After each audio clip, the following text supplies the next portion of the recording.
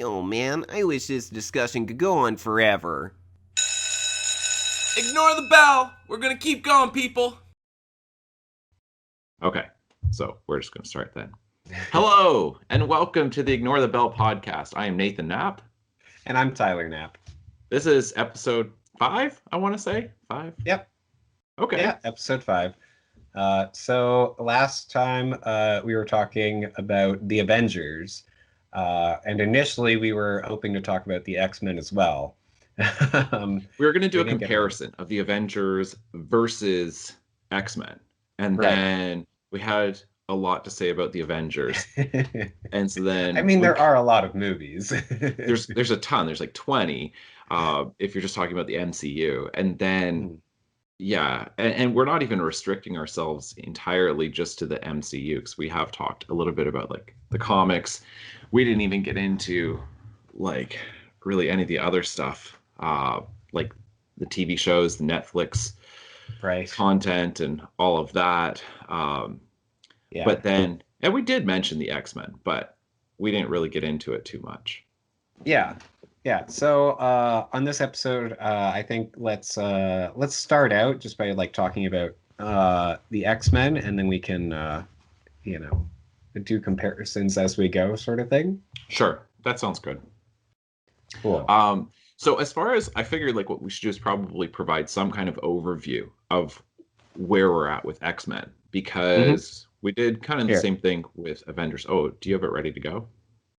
Yep. All right. Timer is going. Okay, good.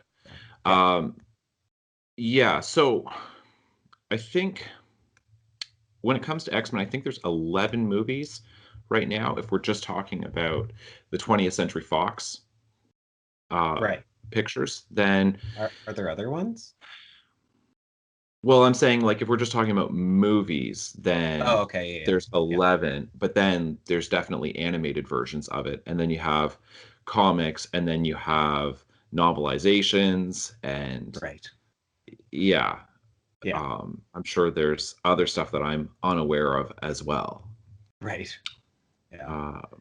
Yeah. No, I mean, X-Men is huge. I don't remember when like the comics started, but I definitely 70s. remember. I want to say it's the early 70s. Okay. Yeah, I definitely remember watching the animated TV series in the 90s, though. With maybe the greatest intro theme song of all time. Yeah.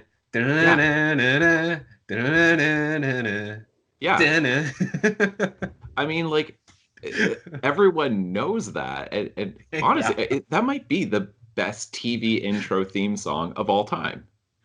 Yeah, quite possibly. It's so good. Yeah. Yeah. For something like that doesn't have any lyrics to it, you know exactly what it is. Right. Like, that's remarkable. Yeah, that's hard to do. Yeah, I mean, it sounds, like kind of futuristic, but not overly, and like, it's and definitely full of action.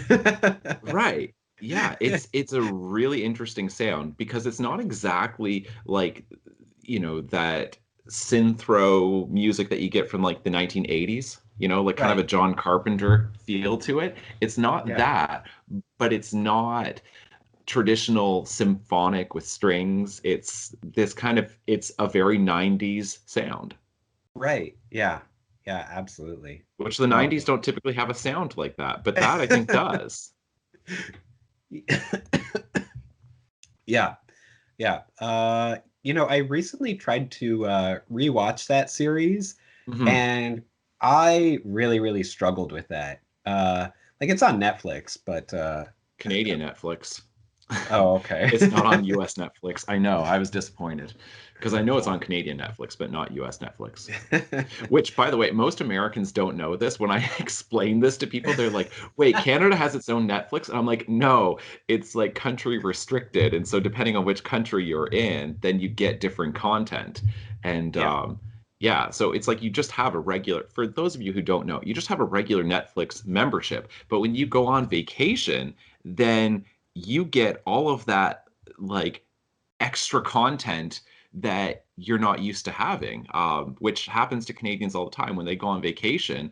That it's like, all right, I'm on vacation, I'm gonna have a great time, and then what ends up happening is it's like you just sit in your hotel room. They're like, oh, American Netflix has this. Well, I'm gonna get into this TV show. Six Yeah. seasons in 1 week. I'm doing it. Forget the beach. Forget everything else. You're just watching Netflix. Yeah. Yeah. No, I mean, I recently downloaded a VPN so that I'm able to, choose the location of my computer. So Right. now I am able to watch American Netflix, but yeah, it was still a lot of fun when I came down to visit you, and Yeah. I was just like, well, I got to add this to my list and that and that, and then I come back here and I'm like, ah, Right. Right. it's all Exactly. gone. But I do know what you mean about the animated series because I had tried watching it maybe like a year or two ago, and I also found the same thing as you, that it was difficult to get into Yeah, as an adult. I don't know why, because I loved it. I loved it when I was younger. yeah, yeah. I know. I remember it so fondly, and then yeah, like I tried to watch it, and it was like, I don't know. It just it feels kind of, I don't know, slow or something. Not slow, but like, I don't know. It's yeah, it was an odd experience trying to relive that. Um but then they came out with the movies. Right. Right. And I think the first one came out in 2000. Yes. Uh, So the first one, X-Men, came out in 2000, and then X2 came out in 2003. They were both directed by Bryan Singer. I'm just going to go mhm, over them right now. X-Men: The Last Stand came out in 2006. That was directed by Brett Ratner. right. And then 2009, then you start getting into the Wolverine standalones, where you have X-Men Origins Wolverine. That was in 2009. Right. And then it went back into the full cast with X-Men First Class, where you then kind of jump back, right? Yep. With the younger versions of them. That was 2011. And then it was The Wolverine in 2013. Yeah. Okay. And then Yep. it was X-Men Days of Future Past, 2014, and Bryan Singer directed that one again. Right. And then this is where I think it gets really, really interesting if you're doing like a Avengers versus X-Men thing. Deadpool, 2016, Yes. because yeah, I think that Deadpool is kind of the X-Men equivalent of Guardians of the Galaxy to the Avengers, where right? I mean, Yeah. it's doing different stuff, but in terms of something that is a little bit more satirical, doesn't take itself too seriously, right? Hmm. I think we could talk about that after. But anyway, Deadpool is part of X-Men. Okay. All right. X-Men Apocalypse, 2016, Bryan Singer directed that one again. Logan, 2017, and then Deadpool 2, 2018. Okay, so that's the only one that I haven't seen yet, Deadpool 2. Um, and yeah, and I really wanted to go see it, Mhm. but I just didn't get around to it. And I know that they have a PG-13 version in theaters at the moment, called Once Upon a Deadpool. Um, so it's apparently Deadpool 2, but brought down to a PG-13 rating, uh, and it has a framing device in Right. like doing the same kind of thing as The Princess Bride, including with the same actor, I believe, all grown up Right. now. Right. Uh, so that's kind of interesting, Fred but I, Savage, right? yeah, yeah, yeah, Yeah. yeah, um, yeah, but I probably won't go to see that. I Yeah, so would I was much I was very rather. confused by this. So because I haven't been following it in part because I've had a very busy year, so I've kind of been out of touch with a lot of this stuff. But so what, they released Deadpool 2 as an R-rated film, Yeah. and then they've re-released it in theaters with the framing device attached to then bring it Yes. down to and like edit it out creatively, humorously, the R-rated parts. Is this Yes. correct? in Yeah, order to that's be my able to get understanding. younger audiences in there to go and see it in the theater. Hmm. Okay. Yeah. That's an interesting, like it's interesting. Yeah. I don't know if that's ever happened before. Yeah, no, I know. I was confused when I first heard about it too. When I first heard about Once Upon a Deadpool, I was like, how can they be coming out with another movie already? Like, it didn't make sense to me because I didn't really look into it very much. And I'm wondering how many people are going to be thrown off by that and, perhaps like go to the movie theater thinking that it's a Hoping for completely Deadpool different 3. film. Yeah. And And they're it's just just like, you took out all the good parts. right. Why did I pay money for this? I'm Yeah. paying for I those don't- curse words. Yeah, yeah.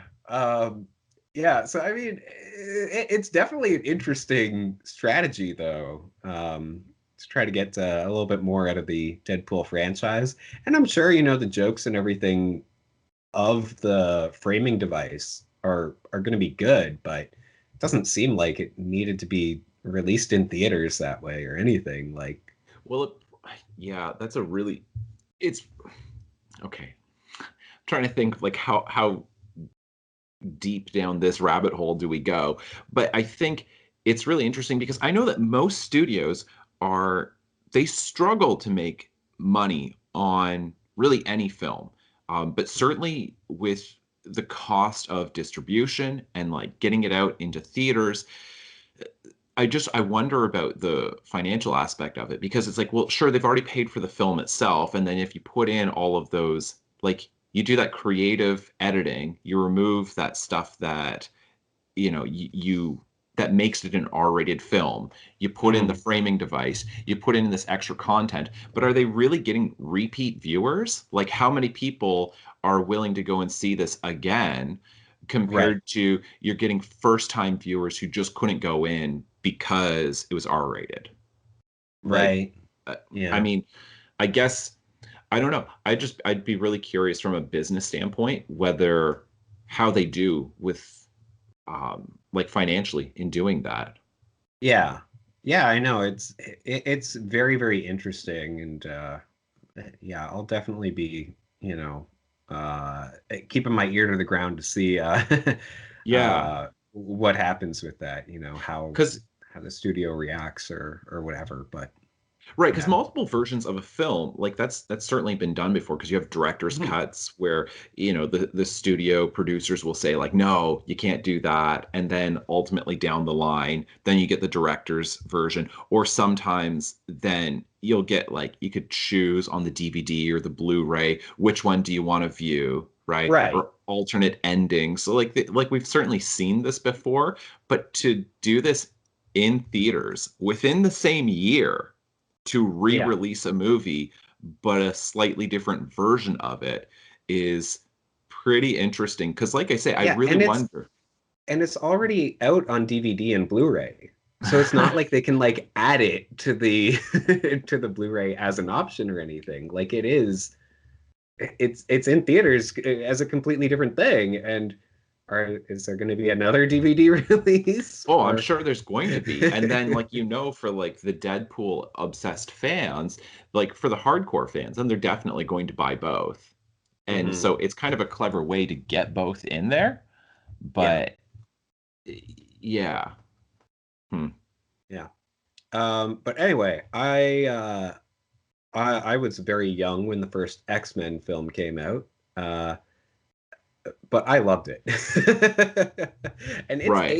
it's aged pretty well. There are some things that you go back and you're like, oh, that's a bit odd, but um, the one line that everybody is bothered by is when Storm. Uh, I don't know if you remember this or not, but at one point, then she she says to Toad, she says, "Do you know what happens when a toad is struck by lightning? The same thing that happens to everything else." And then she strikes him with lightning. It's like, wait, what? That's such an awkward line. R- Right. Was there any suggestion within the film that Toad's like, oh, if a Toad gets struck by lightning, it's not like what happens to everything else? It's like, why did she even say that? Did Toad think that he somehow, because of his Toad-like abilities, have the ability to withstand lightning?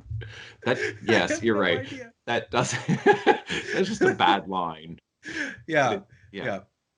But in general, I mean, like it came out. I think it came out like even before the first Spider-Man movie. Like it was really early on for superhero films. Like really kind of Right. started the Yeah. craze. Yeah. And the cast is brilliant. Like Hugh Jackman is Wolverine. A lot of people were upset at first because they're like, "Oh, an Australian playing Wolverine? That's not right. He's so, American, even though he's Canadian." Right. Exactly. Exactly.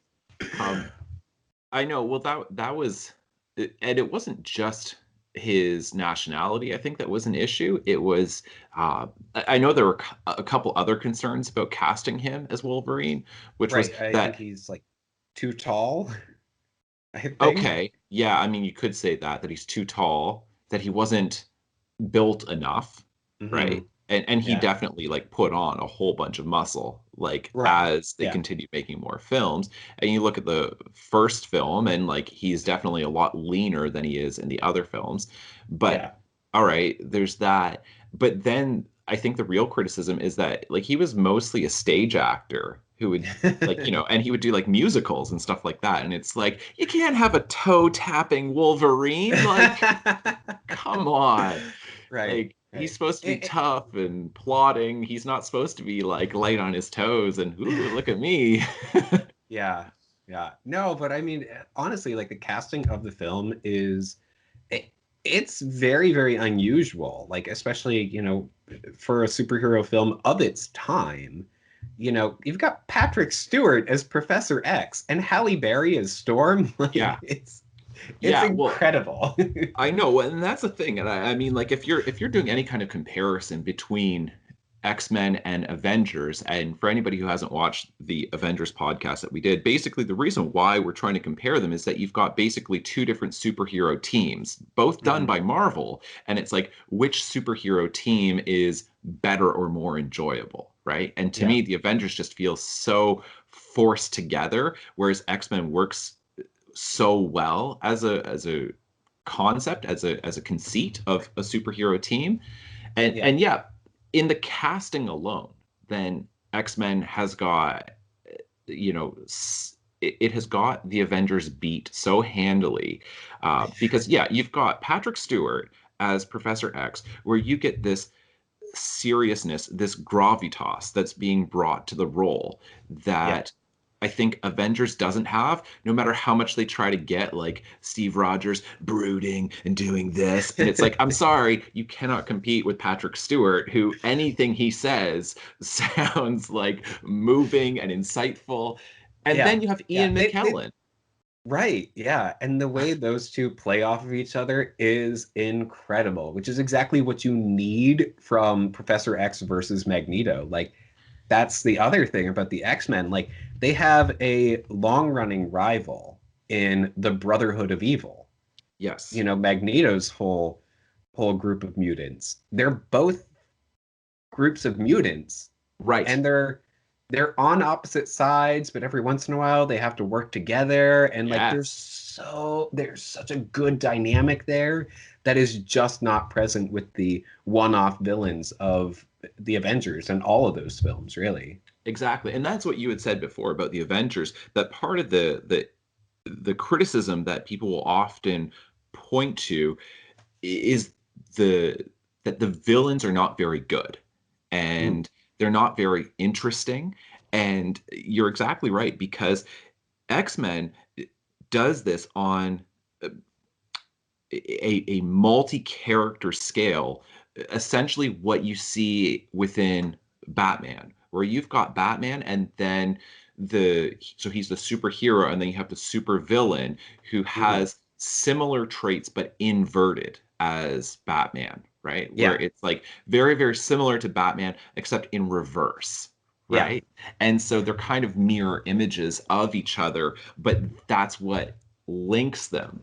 And you Right. see that so well in X-Men, except you see it almost on a character for character basis, right? Like you've got Yeah. Wolverine and you've got Sabretooth, Yeah. right? You know, I mean, like it's pretty cool the way they do that, uh, Mhm. that the Avengers just doesn't do. Yeah.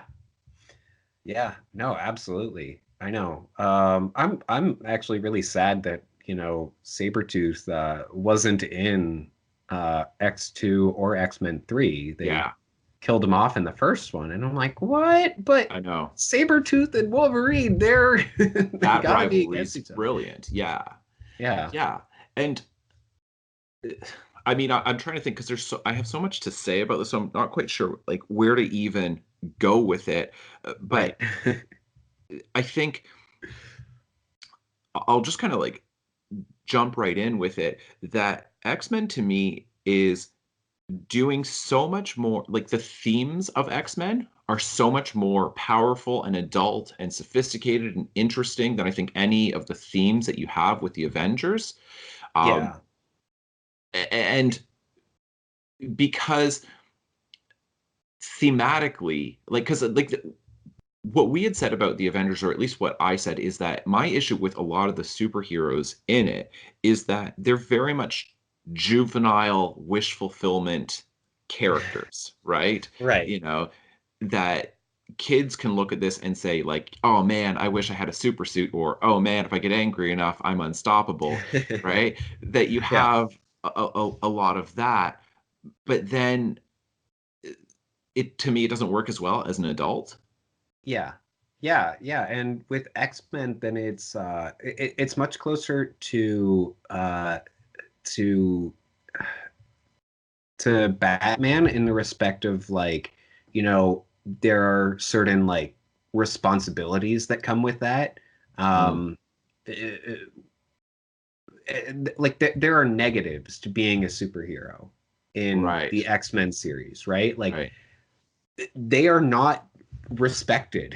They No, are outcasts. They are, just totally thrown on the outskirts, and they're like, "Well, we don't want your help. Like, we don't care if you can help us because we see all of you as the same, and there are some right, mutants who are evil, which means that all mutants are evil." right. And yeah, it is just much more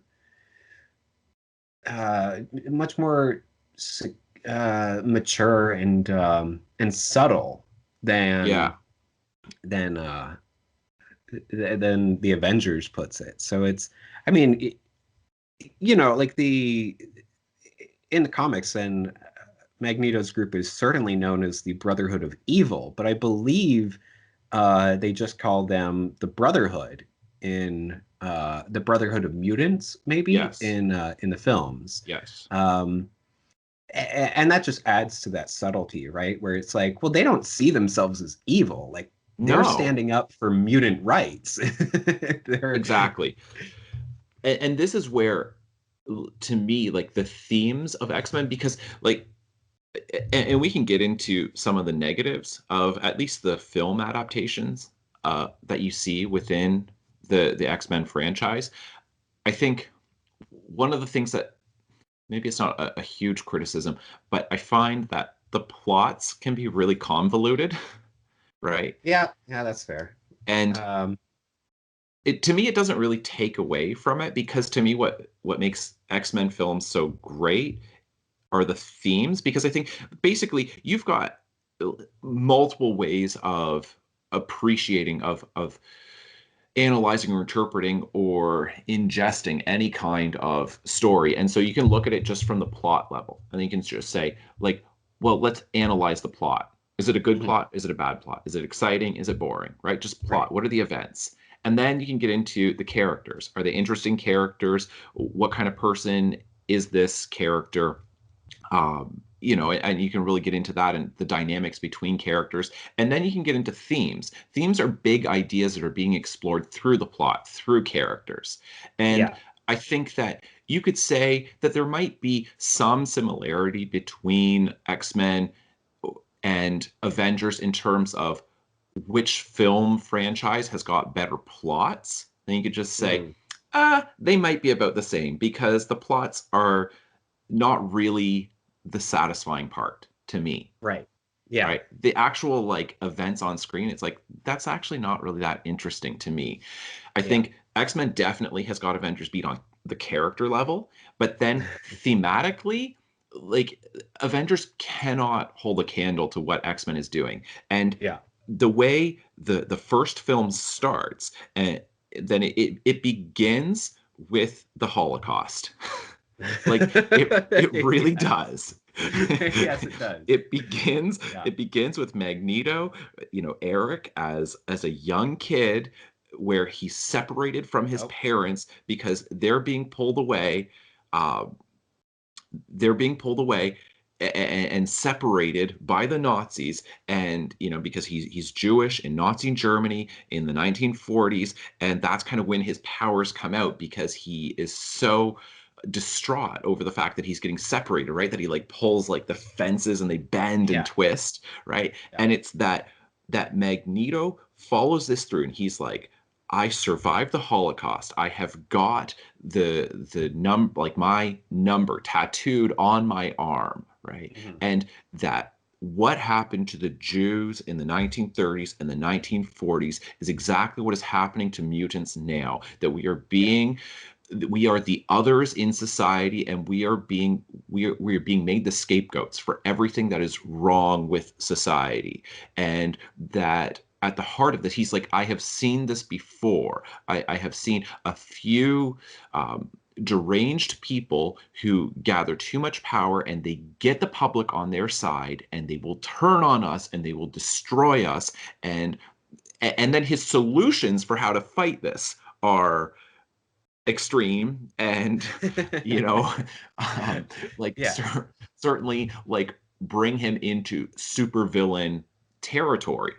Right. But as far as his fear, then it's like, well, he It's like it's very because much based in reality. It's based on history, on yes, facts, on his character. that Like, if we had superheroes, if we had people who had mutations who could start doing superhero type things, mhm. then you're looking at X-Men, and as far as like an authentic superhero film, then it's like, well, yeah, that's probably what would happen. Like Congress would have to figure out, how do you deal with this on a legislative level? Yeah.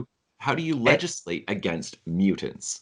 yes, and that's again like how the film starts. The first X-Men film, that one line aside, I love it, and it was written by David Hayter, who's actually the voice of Solid Snake in No the Metal Gear kidding. Solid series. Yeah, He wrote it? um, He wrote yeah, the yeah, screenplay? yeah. Wow. He's quite an accomplished screenwriter. Hmm. But yeah, so the film does a great job in showing.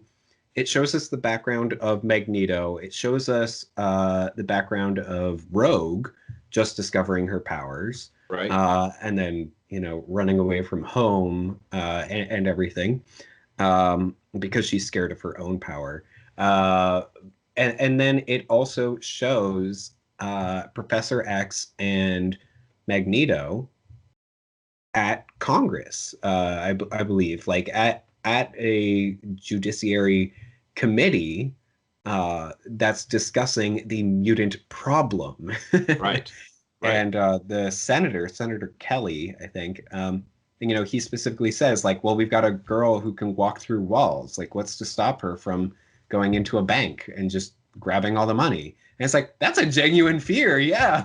Right. Like, and it is a genuine fear, right? And this is like where, to me, what's always happening within X-Men is it's always echoing back to this language of, Nazi Germany, where you've got the language of what Hitler did, where he talked about the Jewish problem, right? And it's that you have the mutant problem. And so you should hear echoes of that because it's an intentional theme that's being brought up. And then Right. on top of that, then you've got like in the Holocaust is the final solution, right? Like Right. that's what Hitler considered it to be. And so it's like if you define mutations within humanity and, mutants as being a problem, then the Yeah. problem begs a solution. Yeah. And so, and that's what the films are constantly exploring because the films again and again and again are coming back to that same theme. Like it is echoing this Absolutely. theme of how do we solve then the mutant problem? And it's not like just, it's just this random supervillain in this one, and it's a random villain in Right. this one. It is the same issue that continues to come up, but it manifests in different ways, where it's Yeah. like, how can we eliminate mutations? How can we legislate against them? How can we, you know, deal with this as a problem? Yeah. Yeah, they in the first film, then it's all about, legislation and everything. In the second film, Stryker has that some kind of chemical thing to control mutants. Right, Um, uh, in the third one, then there's the mutant cure.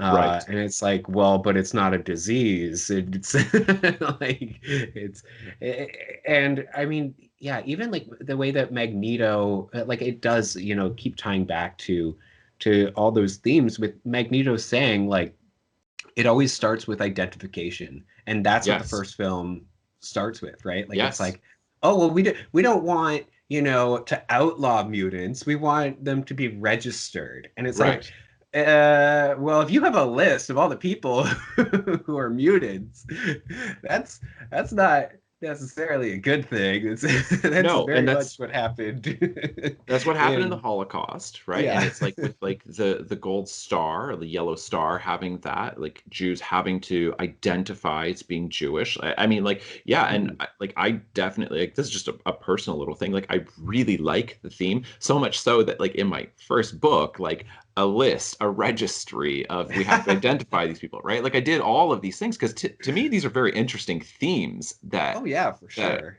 are being worked out because this actually happened. And so Yeah. if you're taking that historically and you're saying, well, this has actually happened, we have actually seen these others in society who get labeled as being a problem that have to be, solved in some way, then it's like if you had superheroes, if you had people with powers that were so much beyond what a normal human being can do, it wouldn't be like, huh, don't we just admire them so much? Oh, Mr. Stark, you're so cool. Like, it wouldn't be that. There would be Right. so much hostility towards them. There'd be so much resentment. I Yeah. think, like, even this is getting into like the DC universe and the film that like people hate it, but like Batman versus Superman. But at least it's exploring an interesting theme of like looking Yeah. at Superman as being a problem. No, It's I agree with that. Like I have not seen Batman v Superman, but yeah, I think that is really, really interesting. When you have a Superman, you rely on him. You expect him to save everybody. And when he can't save everybody, then like then you start asking questions about like, well, when does he decide to step in and help? When does he right. like who does he help? What side does he go on? And all these sorts of questions. And yeah, that is a really, really interesting aspect of superheroes in general. The MCU tried to do a little bit of that with Civil War. So Captain America: Civil War. Then they have the Sokovia Accords, which is basically the government wants to have a list of the different superheroes and what their powers are, all that sort of stuff. And like basically be like the ones who decide when the Avengers will step in and when they won't. Um, just in order to mitigate liability that way. And some of the team says, no, we don't want that. Others on the team say, yeah, that's fair Right. because it Right. totally makes sense. And then they fight amongst themselves in the film, but it's not nearly as powerful as the X-Men, where you've got all of the mutants, the two different sides of the mutants having, like, that's what divides the mutants at their core. um but they're still all having pressure on them from the government, and nobody, like, the X-Men don't want the registry to go through. They don't want mutants to be registered. Professor X very much believes that he can teach children, young mutants, the difference between right and wrong, and that will solve the issue of yeah, just that whole issue. Whereas Magneto is, well, no, we should just kill all the humans. So it's interesting though how, like, the MCU, like, kind of explored the idea, but it felt hollow. And Right. yeah. And explored it, but to me the characters don't have the depth requisite to actually um, have any like significance to why they're doing what they're doing, right? Yeah. That it's like, because you understand why Magneto opposes every piece of legislation, Right. everything that's identifying, because it's like, yeah, because he's a really well established character. Or even if, like, you don't even need a whole lot to go into his backstory, just enough of like, the kid is Jewish and lived through the Holocaust. Like, I mean, like, Yeah. so yeah, he's gonna definitely have, uh, he's going to be really careful about anything that even is coming close to that reoccurring, Yeah. right? And then you've got Wolverine, who was experimented on by humans, right? Like, Right. all of that, where he doesn't want them to have any control over his life. And A- it's, And again, I'm not trying to like to, you know, overemphasize the importance of this, but I think that it's such a good set of characters and themes, because even with Wolverine, then it's like, yes, he gets experimented on to see, well, what can we actually do with this thing, right? mhm, Like, what can he withstand? And he's not the only one. I mean, this is exactly what Nazi doctors did. The scientists, they right. experimented on Jewish people and did some of the most brutal, horrifying stuff imaginable to human beings, to see what can a human being withstand. What happens if we Yeah. do this to them? What happens if we do that? And it's like, X-Men is showing this, saying, look, if you have somebody who has superpowers, it's not going to be like we admire them and, like, give them a Letterman jacket as they walk down like the high school hallway, right? And it's like, high five, dude, you're a superhero, awesome, right? It's going to Yeah. be, ooh, let's experiment, right? Let's Yeah. see what we could do to this thing, because it treats them as something outside of being human, right? That, Right. Yeah. Yeah. Uh, bringing up the jock walking down the high school halls, it just reminds me of my least favorite X-Men character, Cyclops. oh my goodness, I know. Of all of, like, he's the one who actually belongs to the Avengers. Of all of the X-Men, he is like the, like, I don't know, like, Dusho numero uno, he's just like, he is one of the Avengers. He's just like, hi there, I'm so handsome and I always follow the rules and everything goes according to plan. And, like, I don't like this new bad boy Logan. What are you doing in the group? Follow the rules, Yeah, stay away from my girl and all Stay away that. from my girl. We're going to the sock hop after, you know? Right. Yeah. Yeah. I mean, like, he does have his mutation where it's like, but even his mutation makes him cool. It's like, yeah, my mutation is I have to wear sunglasses all the time. It's like, oh, Right. wow, how dorky is that? You literally have to wear cool shades all the time. Like, Yeah, yeah. Yeah, we should just call him Monocle instead of Cyclops. that's a good one. Trust my Single look glasses, there. the visor. That's Yeah, exactly. Oh man, Yeah, yeah, I mean, to be fair, it would be horrible to have those powers. Like, of you course. can you can get that, like, man, that's again, where like the powers aren't always a good thing. Like, Right, right. he's he can't look at anyone with his own eyes. Like, Exactly. that's crazy and horrifying to think about. Right. But it doesn't affect the way that his character acts or anything, and at least not in the movies. And that's Right. something that you know he again just comes off as, like, this shallow jerk, like, who Yeah. who's in charge because, yeah, I'm the best and whatever, and it's like, I know, and that's the thing.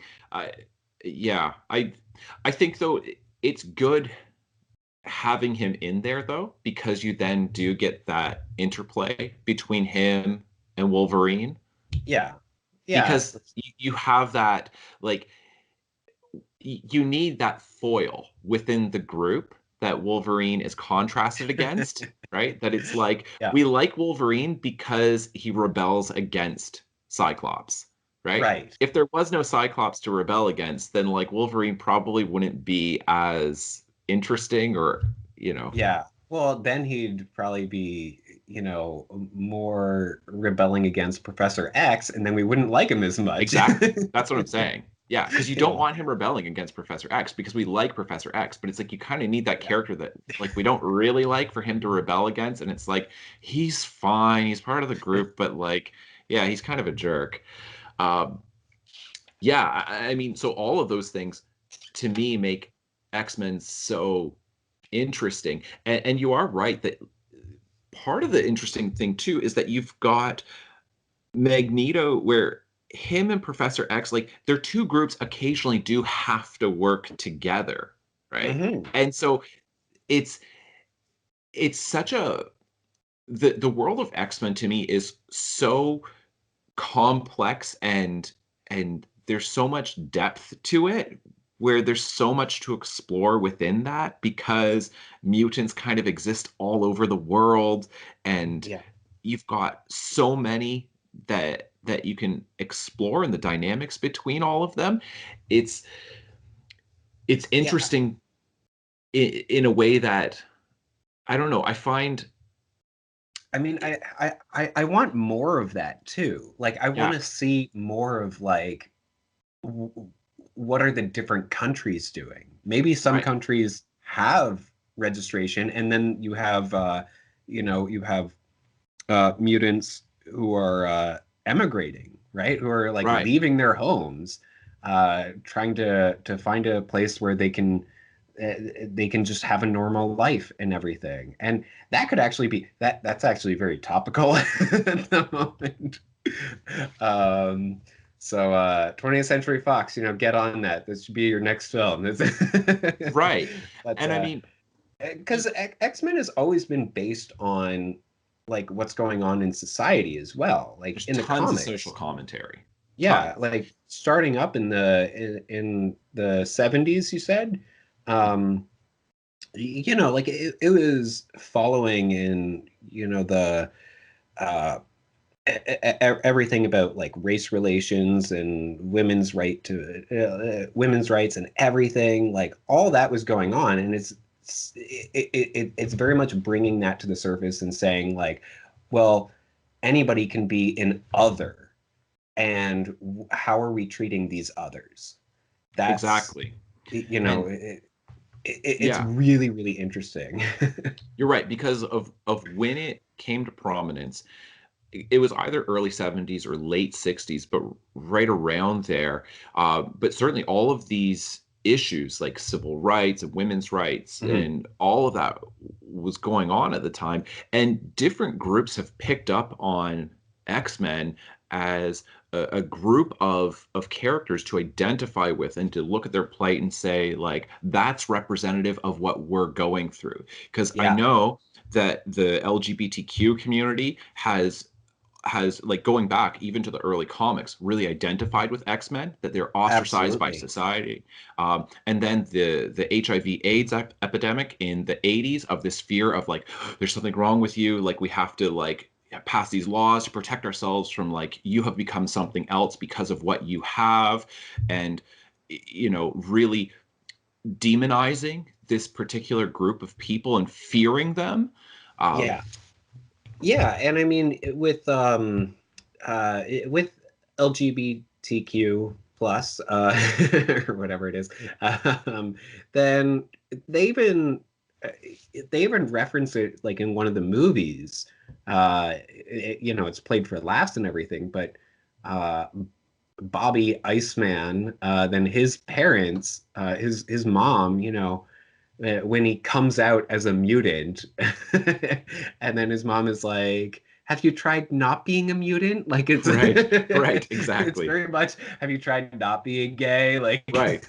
That's exactly it. And for sure, having like so this idea of there's got to be some kind of cure for this, and like what if we, because they explore that theme a lot of how do we cure you of this, and what about treatment for this, right? Which yeah. has been, attempted of like, well, how do you treat for, homosexuality? How do you cure Hmm. this? And um yeah, and like parents rejecting their kids because of their mutation, right? Then it's Yeah. you definitely get that. And to me, that's why I'm saying that X-Men is so much more interesting because of the themes, not because of the plot, not and in part because of characters, but really because of those themes that Avengers like. And I don't know Avengers as well as I know X-Men, but in part because I'm not that interested in exploring it because there just doesn't seem to be much there.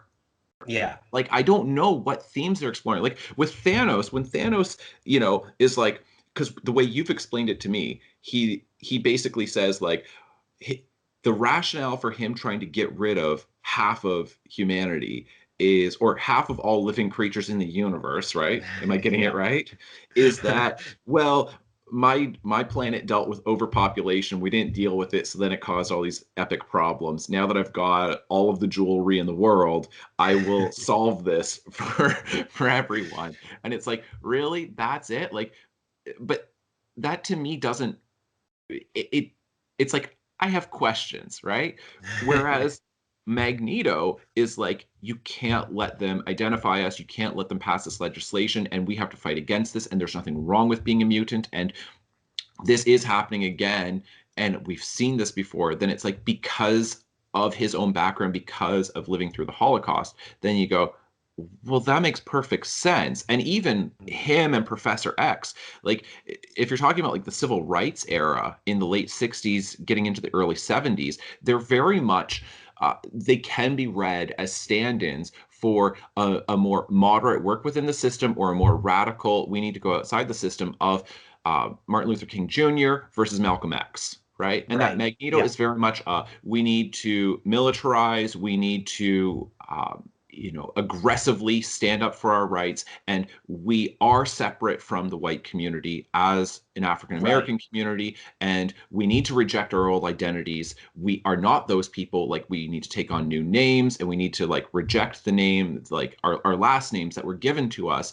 by Hmm. slave masters and slave traders, right? All of that. And it's like Magneto is that character. He's saying, you're not Yeah. human, right? You are a mutant, and you need to buy into this fully and reject the human world, and we're not going to have anything to do with it.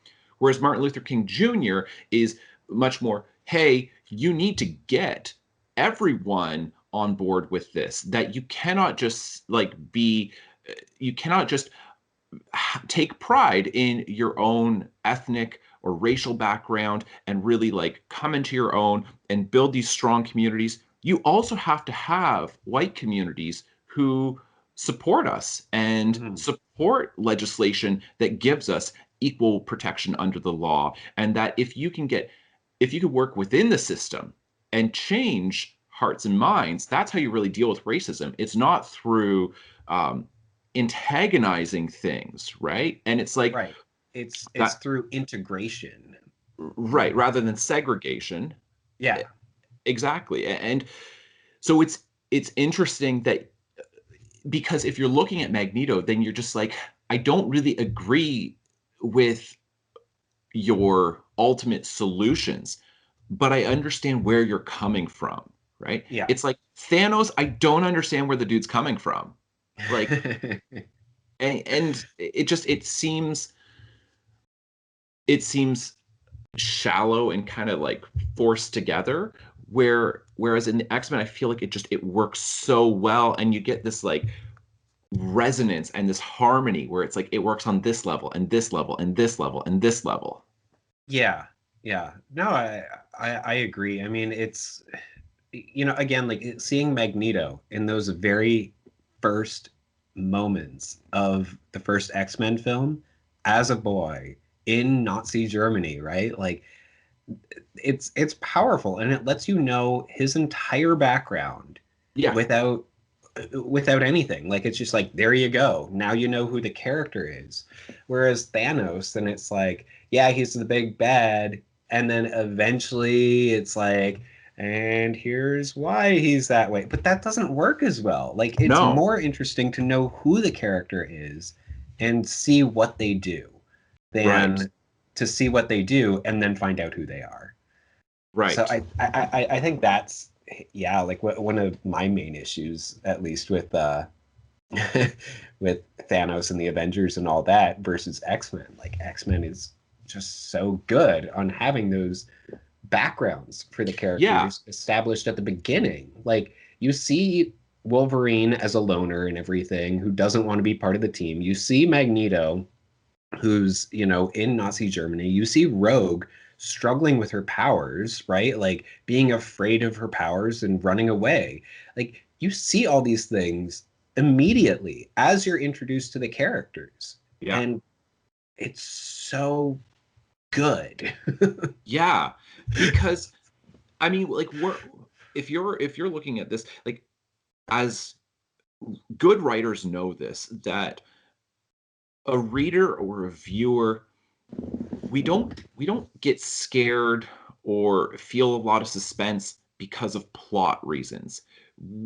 We fear for characters we care about, right? Yeah. If we don't know anything about the characters, then it's just a whole lot of action, but it's meaningless, right? Yeah. But if you identify with a character, or if you empathize with them in some kind of way, or sympathize for them, then you care about what happens to them. But the second, if you don't have that identification, then forget about it, because you could have the best special effects in the world, you could have the most intricate plot possible, but if we don't know who the characters are or care about them, or there's no depth to them, then it just doesn't matter, right? Yeah. Yeah. So the one thing that we should talk about is them doing a soft reboot of the series or whatever, or the franchise with X-Men First Class, Hmm. directed by Matthew Vaughn. The way that they go back to the 1960s and Yeah. look at all the stuff that's going on then, and they cast all new actors and even other mutants, which I think again is a brilliant thing about the X-Men, that you can just throw in any And it works mutants that so you want. well, right? That you bring in other ones, and it's like, well, that one's super interesting too. It's like, I don't know Yeah. what the Avengers is without those iconic ones. Like without Captain America, without Hulk, without Iron Man, then it's like, then what is it? Because who do you have to come in as a stand-in for that one? But in X-Men, you've got so many interesting, mutants who can come in, and it's like, well, that one's pretty cool. Yeah. Yeah. But yeah, I mean that was, really, really interesting at the time. I remember going to see that one in theaters. Oh, it is so good. Yeah. It's so Yeah, it well really done. is. And And again, that came after the really poor X-Men Origins Wolverine. right, right.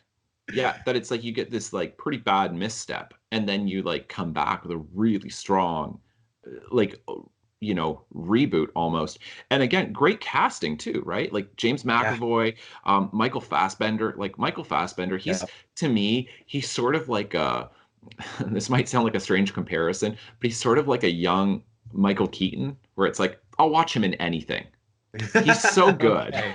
right? Like I don't know what it is about him, but like I find him to be a really he seems to Compelling actor. yeah, compelling. He's really compelling. Like Yeah. there's a lot he's able to convey a lot without even a lot happening. Like I don't know if you've seen I can't remember the name of the movie, but like the most recent um film in the Alien franchise, Prometheus. That's it.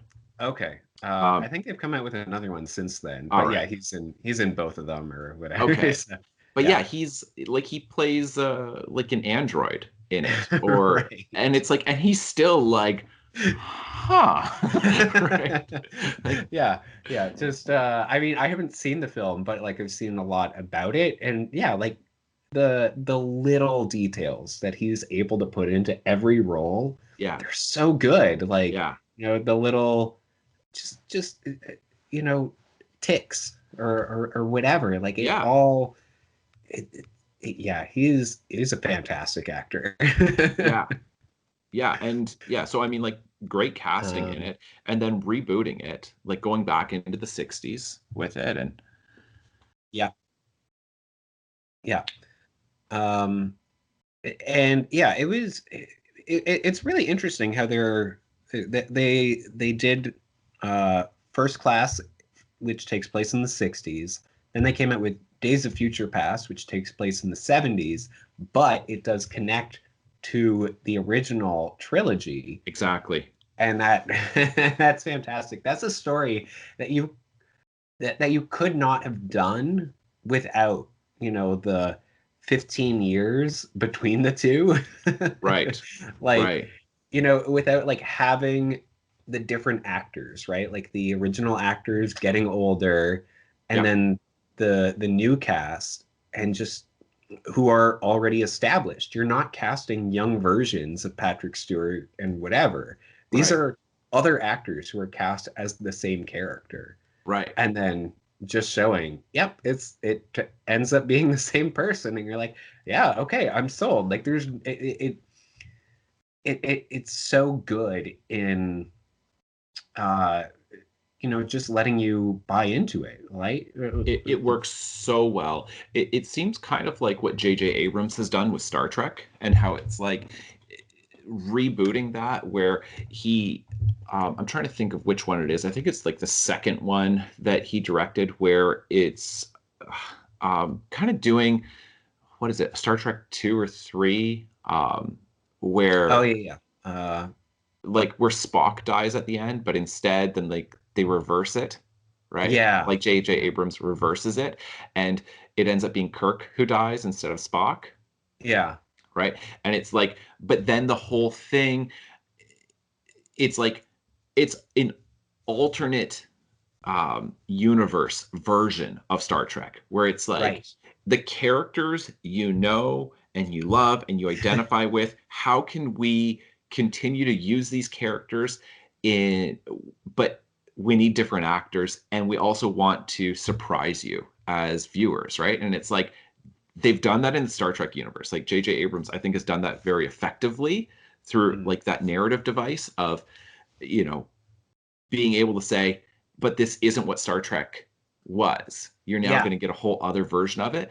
yeah. And It's an X-Men, alternate timeline like that they yes, built. exactly. Yeah, Yeah. And you're kind of getting that with X-Men, right? absolutely. And Yeah. Yeah, at the end of Days of Future Past, then Wolverine returns to his present day, the future, and everything is completely different. And he right, has no idea what happened in right, between. right. And that's fascinating to be like, oh, well, now you can kind of tell stories that, you know, that take place over the same periods of time that have already Exactly. been covered, Exactly. but they're completely different. Like Right. they're doing X-Men Dark Phoenix is the new Yeah. one, I think. Yes. Um, they already did that story. They did it in Right. X-Men 3. Right. But now they're doing it again, and I mean, you're still just as excited because it doesn't feel like they're doing the same story. You've got Right. different actors, you've got like why is it happening faster this time than it Right. did in the original series of films? Like Right. what changes that they did to the past, which were supposed to make things better, what about them is leading to these uh, yeah, to just greater challenges. I mean, I that's actually one thing that bothered me about X-Men Apocalypse is that they don't deal with it like at all, like about why it's happening compared to in the original series where it didn't. At Right. least they never talk about it, and it seems like that would be something that would be talked about. Yeah. So that kind of bothered me about that film. And yeah, I love in Deadpool when he when he makes that joke. It's like, oh, Colossus is like, oh yeah, we're gonna take you to see Professor X, and he's like, which one, McAvoy or Stewart? These timelines are Right. so confusing. Right. Yeah, exactly. And well, that's the really interesting thing from what I understand about Deadpool, because I don't know a ton about the comics version, but what I do understand is that he was kind of introduced as this satirical character within the X-Men universe, right? Who's breaking the fourth wall and kind of bringing a lot of like I it's hard to even say levity. It's like sardonic, right? It's like Right. it's so dark and it's so kind of like bitter, uh, but funny that he brings out like a lot of black humor, right? Like Mm. this very like dark, we shouldn't be joking about this kind of stuff, but we're going to joke Right. about this kind of stuff. And it's like bringing that in there in Mhm. a way that I think works pretty well. Like you can even introduce that character into this, and, and Oh then if you're man. looking, ignore the bell. We're gonna go for Yeah. a little bit longer at least. Um, Yeah. and so he- you have Deadpool where it's such a different tone and bringing that into X-Men. And Mm. then if you're comparing that to, and again, I haven't seen Infinity War, but when you've got Guardians of the Galaxy, which is a very different tone, right, Yeah. to the superhero genre, when you're bringing in those characters into the Avengers, which is a much more, for the most part, straight-faced approach to the superhero film, right? Right. Then, Yeah. like, I don't know how well that overlap works. Yeah. Yeah. I mean, I mentioned this before where I feel like Thor does a great job of Yeah, bridging that gap. yeah, Like with the third film being as funny as it is, right, just so wacky and everything. right, Thor has a great line in in Infinity War where when they first arrive on Earth to the whole battle, he's there with Groot. Um, and him and Captain America start talking, like, not Groot, but Thor and Captain America, and Thor is like, ah, like I see you've copied my beard and everything. This is my friend, Tree. And Groot just goes, I am Groot. And then Captain America goes, I am Steve Rogers. But it's, Thor is the one who's like doing the introductions. It's just right, like, this is my friend Tree. And you're just like, right. okay, yep. Yeah, exactly. Because Thor does get to do that because Thor is this like socially awkward character because of course he's going to be because he's not from Earth, right? Right. And so yeah, it makes sense. So I mean like and it might work well. It's just I think anybody like if somebody says like, oh well, the Avengers is better because they're bringing in Guardians of the Galaxy, I would just say, like, I see your Guardians of the Galaxy and I raise you one Deadpool, right? Like, it's if you want somebody who's going to, like, kind of from within poke holes within that, like, the tone of this is serious and somber, we need to take these films seriously. If you want to have like those types of characters, then it's like, I think Deadpool is just designed in a way to do it so much more succinctly and effectively, of just so direct. Yeah. You know, like, I'm going to break the fourth wall, I'm going to talk directly to the viewer, and we're going to laugh about some of this weird stuff that goes on within these films, right? Yeah. Yeah. I mean, I have always loved uh fourth wall breaks. Like, that kind of humor is so funny. Like, you know, even, you know, like in Spaceballs, right? Like, with Right. them watching Spaceballs the movie Right. as they're in the movie. It's just like, Right. wait, what? Stuff like that I've always loved, like the self-referential comedy Yeah. of that, like, is so good. And I would love to see, you know, I mean, a lot of people were clamoring for a Deadpool and Wolverine movie, like, just like with the two of them as the Right. main characters. Right. And that I I I can hardly imagine it. Like, I'm sure that it's been done in the comics, but like, it just Wolverine, after seeing Logan, then I'm just Right.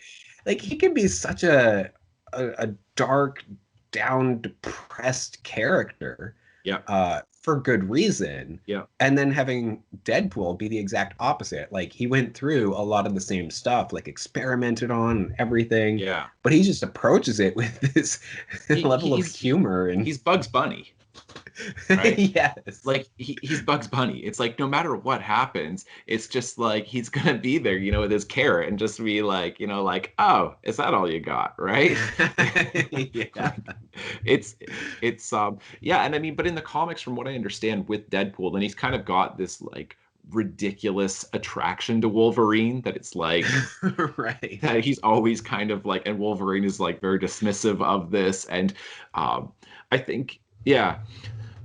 Yeah, that's an interesting one. Okay, I want to talk before we I want to talk about Logan, because I think Mhm. that's also, I think it deserves a fair bit of discussion. Oh, absolutely.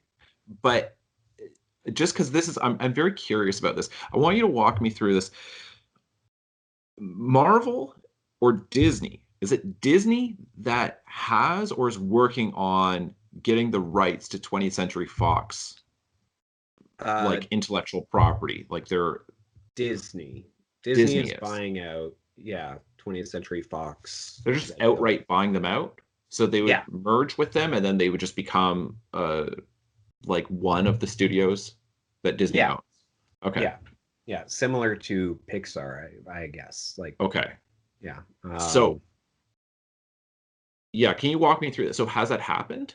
I don't believe that it's been finalized yet. I know that one of the issues was, uh, I think 20th Century Fox is, for one, keeping its you know, the television division of Fox is being That was my kept, understanding as well. Yeah. because like, it has to That be this was separate for right. like uh legal reasons or whatever. Like, Disney can't own that much of the broadcasting spectrum. Right, because of like antitrust laws, I'm assuming. Yeah, yeah. Yeah. um but Disney was hoping to buy Fox's, I believe, oh, or no, maybe that's Comcast. Okay, yeah, I think I'm thinking of Comcast. Because I know that there's something else going on there where, like, Disney wants to buy uh, or take over uh, their network in Europe, at the very least in England, or Mm, Britain. mm. Um, and there's some pushback there. I think somebody else wants to buy it or something. But anyway, Um, so assuming that that deal goes through, which I don't believe that it has yet, um, then the X-Men could potentially be introduced into the MCU, as well as the Fantastic Four. Um, I don't know what else Fox has. I think maybe Daredevil. So Yeah. Yeah. So I know. And that's I mean, that's what I thought was happening. So, and I think that's the ultimate hope, right? It is like for these studio executives, the desire to be able to pull in X-Men into these Avenger films, right? yeah, And it's just like, oh, you're gonna destroy the good superhero team by bringing it into the, I think, I don't know, marginal superhero team with Avengers. yeah. I mean, I, I'm really frustrated by it because, like, I get that in the comics it's all one universe or whatever, but Yeah. it, to me, the fact that there are superheroes outside of the X-Men, uh, in the X-Men universe, I don't know. Like, it just rubs me the wrong way, you know? Like, it's just It doesn't fit. It doesn't make sense because it's like with what you have, you've got basically it, most superhero fiction. Umberto Eco, he wrote this really fascinating essay. He's a literary critic, and it's like this is like literally this is like graduate level stuff. So I don't expect that most people would be too interested in this. Because it's a fairly niche thing. But he talks about the way he's talking about Superman and the universe that has to exist within superhero fiction, and that it is always our world but not our world, that superheroes are always being limited by how much they can do because superheroes, they have the ability to completely transform the world, right? Like mhm, Superman could completely transform the world. But within Superman comics, if he ultimately transforms the world so much that it no longer looks like our world, then we can't identify with it anymore, right? right. So it's like Yeah. Superman is always being limited in his powers, not because Superman has limited powers, but because the reader won't follow it that far. Otherwise, it just becomes too foreign. It goes from being science fiction into becoming fantasy, where we don't recognize the world anymore, right? Because it's like Yeah. Superman could conceivably eliminate entirely, let's say, for example, world hunger. Right. Like, I mean, he could just farm. He'd be the greatest farmer ever. He could till fields and, you know what I mean, harvest crops and like at super speed. He could do all of these things that would solve all of these issues Mhm. that exist within the world, as far as like rogue governments and tyrants and things like that. Well, he could easily go and solve all of this and like establish world peace. But then if Right. within the Superman comics, if you have world peace, then it's like we're looking at this going, but we like superheroes because we like imagining that there's somebody out there who could fix the problems in the world. But if your Right. universe now has no problems, then there's no conflict anymore. And I also, what am I reading this for? Because I can't understand or identify with anything. And Right. so within X-Men, the world that has been established is it's sort of an alternate history, an alternate timeline of our world, Yeah. but as if mutations become a real thing. So it's saying this is our world, but here's that slight difference, right? Because that's what science Mhm. fiction does. Science fiction is like described as the what if genre. So it's our world, but what if this one thing were different, right? Mhm. So our world, but what if you suddenly had mutations? And so Right. then if you say, what if it's our world, but then you have these mutations, but then you also have got Stark Enterprises, and you also have got Thor, and you've also got Doctor Strange, and you've also got like Thanos, and it's like all that interesting stuff about the way humans, the dynamic between the human population and the mutant population, and that animosity they have towards each other, it just it disappears Yeah. Yeah. because Because I mean, like if you've got, the superheroes who are interacting with the X-Men, right?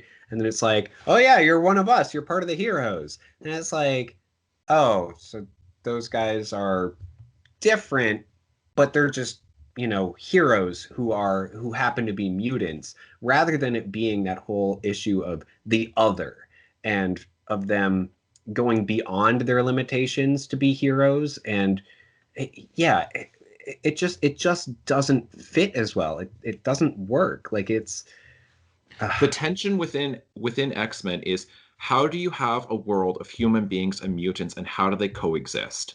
mhm. That's the point of X-Men. It's Yeah, how do you get them to coexist? And Professor X believes somehow you can achieve integration if you give people enough time. If you take a slow and steady approach, then eventually people will accept the fact that there are basically two different kinds of people on the planet. That you've got regular people, and then you've got mutant people who have got some kind of, mutation. And right. that, give it enough time, we'll figure out a way to live together peacefully. And Yeah. Magneto thinks this is not going to happen. We need to be segregated, and we need to push back against the human world as much as possible. But then if all you of if that, you've got the Avengers saying, "Hey, be a part of our world, like be a part of our team," then yeah, it's just just help us defeat these like intergalactic enemies now, right? yeah, Like deal with that. Then it's like, but X-Men was interesting because it was, how do you resolve this conflict within our world? And that's where I'm saying, like, to me, I think the Avengers, like that Umberto Eco essay that I was talking about with Superman, and how it's like Superman comics are limited in the sense that you can't allow Superman to have too much power, because then it becomes something other than superhero fiction. That it's like the Avengers to me is fantasy. It's not science fiction. It's just, mm, it's so out there that you can't, the connections to the real world are just so remote and tenuous that it's hard to even connect our world to theirs. But you watch yeah, X-Men and you go, "Oh yeah, that echoes what's going on in our world." You watch the Avengers and it's just like, it is pure escapism. It's like, this has nothing to do with our world. yeah, yeah. And I mean, it's interesting because the more or less the first MCU film, Iron Man, did a really good job of you know, being that sci-fi of just, like, well, there's this one difference. And it wasn't even like much of a difference, right? Like it was like, well, you've got this weapons manufacturer, like Right. the owner of the company. What if he was kidnapped by terrorists or, Exactly. or this, uh, anti-government agency, the Ten Rings or whatever they call themselves. What if that happens? Then he's going to make a weapon of his own, Right. like a weapon for himself. And Right. that's where that film starts. And that's part of why that film is still so good. Yeah. And it is based on, like you're very much able to see that echoes of that in the real world, where you're like, well, yeah, we do have a lot of weapons manufacturers who maybe they have too much power. They're working for all these different different groups all across the world and like all that. So Mhm. Iron Man, the first one works really well, but I agree. I think that the more Avengers films that are made, we leave that territory of the familiar and head into the fantasy where Yes. we can't identify with that world, where we can't connect with it. It's just, well, it's a completely different world. Right. Um, yeah, and I feel like the X-Men films, they they have you seen X-Men Apocalypse? Yep. Yep. Okay. I don't remember it that well, but Me from what I neither, which remember, is it like so it. weird because it's the one that I've seen most recently, and it sure Yeah. didn't stick. I don't know what it No. is, but that thing isn't that memorable. Yeah, yeah. No, I know. I mean, it just had it felt more like an MCU film. It had a It one-off sure did. villain. It sure did. There was there was no tension between the mutants and the humans. Like it was just like, oh yeah, there's this really powerful mutant from a long time ago who's come back. It's That Thanos, that's it. essentially, right? Yeah. It's just a giant blue Smurf version of Thanos. Right. Yeah. Yeah. So I mean, I don't know how to feel about, X-Men Dark Phoenix. I'm excited for it because I love the Dark Phoenix storyline, Me too. but I haven't I haven't seen this version of Jean Grey of Right. like she was in X-Men Apocalypse, and there were like the little hints of like, oh yeah, she's got power that she doesn't know about, but Right. it works so well as the third film of the original X-Men trilogy Yes. because you saw Jean Grey struggling with it throughout. In the first film, at the very end, I've thought about it way too much, but at the end of the first film, when Magneto has his machine that's meant to turn humans into mutants, then the range of it does actually cover Jean Grey. And then in the second film, that's when she's really struggling with like, I don't know what's happening. Like I'm Oh. I'm feeling like more powerful now. Like I've got this weird connection. Mm. And she's kind of struggling with that throughout. And you see her eyes turn red and everything. And then she, at the end of that film, she rescues everybody else by sacrificing herself in the water, like, holding back this huge wave. Um, but then, clearly she had unlocked all of those additional powers before that so that she was able to still survive that and then come back in the third one Right. as the Phoenix Right. with all those powers, her being more aware of all of them. Mm-hmm. So that's why that trilogy, like I feel it actually works really well as a trilogy, and it's not something that I picked up on right away. Like it's something that Yeah. yeah, when you go back and you look at it and you're like, oh, like that's the reason why it happens then. That's the reason why Jean Grey's Dark Phoenix side comes out. It's because of Magneto's machine in the first film. Right. What? Right. Yeah. No, Who I knew that actually there I had were? not fully worked through all of that, but you're right. Because like Magneto's machine in the first film is such an interesting thing of like, I'm Oh gonna turn yeah, them all into mutants. It's like, whoa, what a great yeah, like yeah, concept. But yeah, yeah. I didn't And then realize seeing that if it covers her, like it expands out, she's within that. And then in the second film, hmm, very interesting. yeah, yeah, it adds like just a little extra bit of appreciation for those films that That they weave together, they're woven together really well or really yeah, tightly.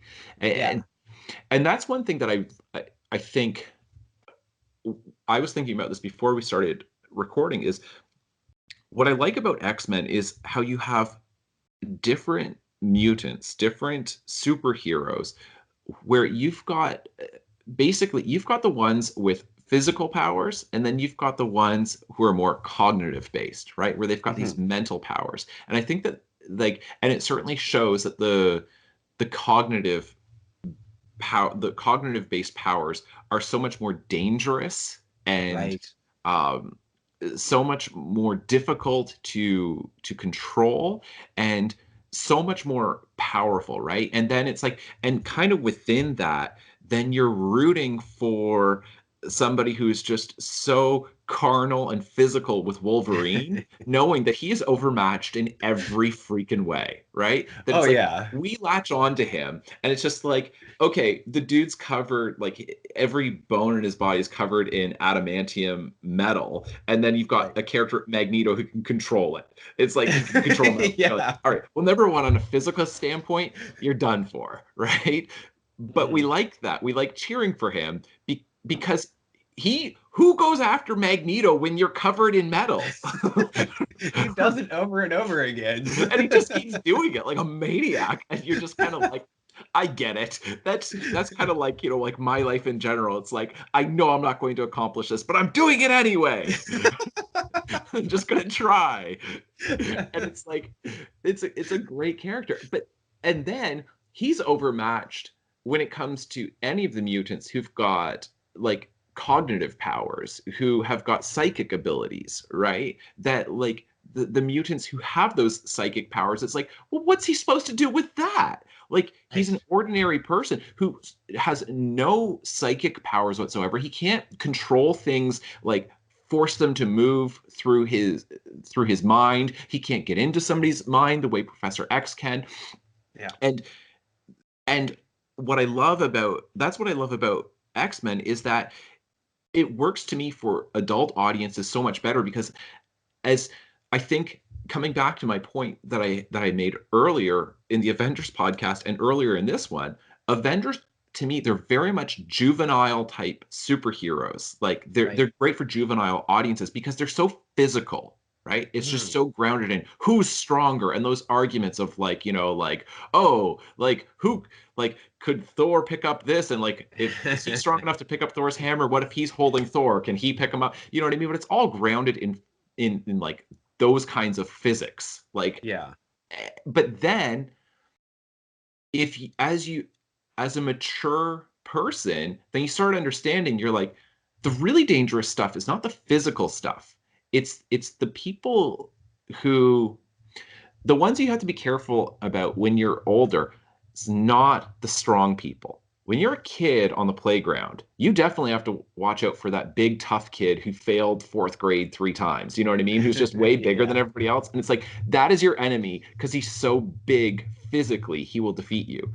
But then as you get older, you're like, oh, it's neopolitics, or it's neoliberalism within, like, a global economic, you know what I mean? And you're just like, the real issues in society are so much more complex, and you often feel so incapable of being able to deal with those problems, right? That it's like, and it's again, like, it doesn't disregard the physical powers either. Like, the physical powers are still a huge threat to all kinds of people, but it's just, you understand which ones are more dangerous.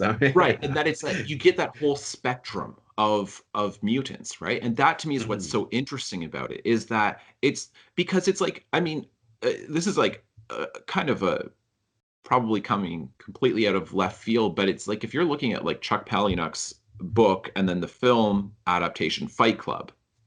Fight Club, have you seen Fight Club? I have not. Oh my goodness. Okay, well, that is, boy, if there's like a movie, like, there's a whole bunch of movies where I think about this, I'm like, I wish I could see that for the first time again. Fight Club would be one of those. Or you could read the book. The book and the movie are very, very similar. It's one of those few adaptations where it's like, you could almost read the book or watch the movie. You're going to get a pretty similar experience. Okay. Like, it's been a while since I've read the book and watched the movie, but they go really well together. And basically, in Fight Club, the kind of the issue that they're trying to solve is that what's really oppressing people worldwide is debt. And so the solution is, we're going to blow up the credit card company buildings, and we're going to erase everybody's debt, so everybody starts over from zero, right? And it's just like that. Yeah, I know, it's interesting.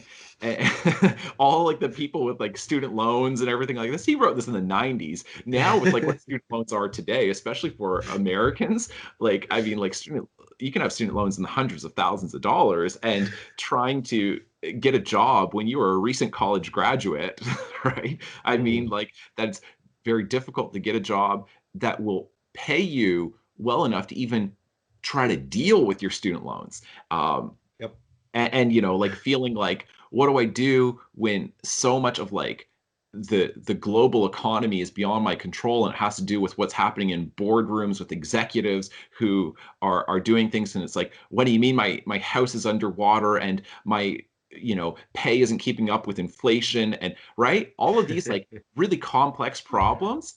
And I feel like that's what's interesting to me about X-Men, is that you've got mutants who've got these powers that are like, that's the really dangerous one, the one that I don't even understand, right? Because it's like, that's what Phoenix is. It's just like, you can do stuff that we don't even understand. Like, Yeah. and you feel in all of this, I think you feel like Wolverine. You can feel Mhm. angry and you're like, this is a problem. Let me solve this. But I'm going up against stuff that is so much bigger than me that I'm incapable of even even fighting. I can't even battle this. I can't even attack it because I don't even understand what it is that I'm trying to attack. Right. Right. Yeah.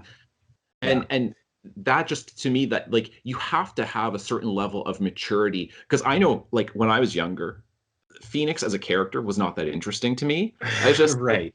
oh, who cares? And like even like Professor X, I'm like, oh, he's got a powerful brain. Who cares? Right? I'm like, give me more Cyclops Yeah. with his like laser eyes and Wolverine with Yeah. his crazy like claws. And now that I'm an adult, I'm like, that's interesting with these, Yeah. psychic cognitive based characters. Yeah. And I mean, even in the second film with in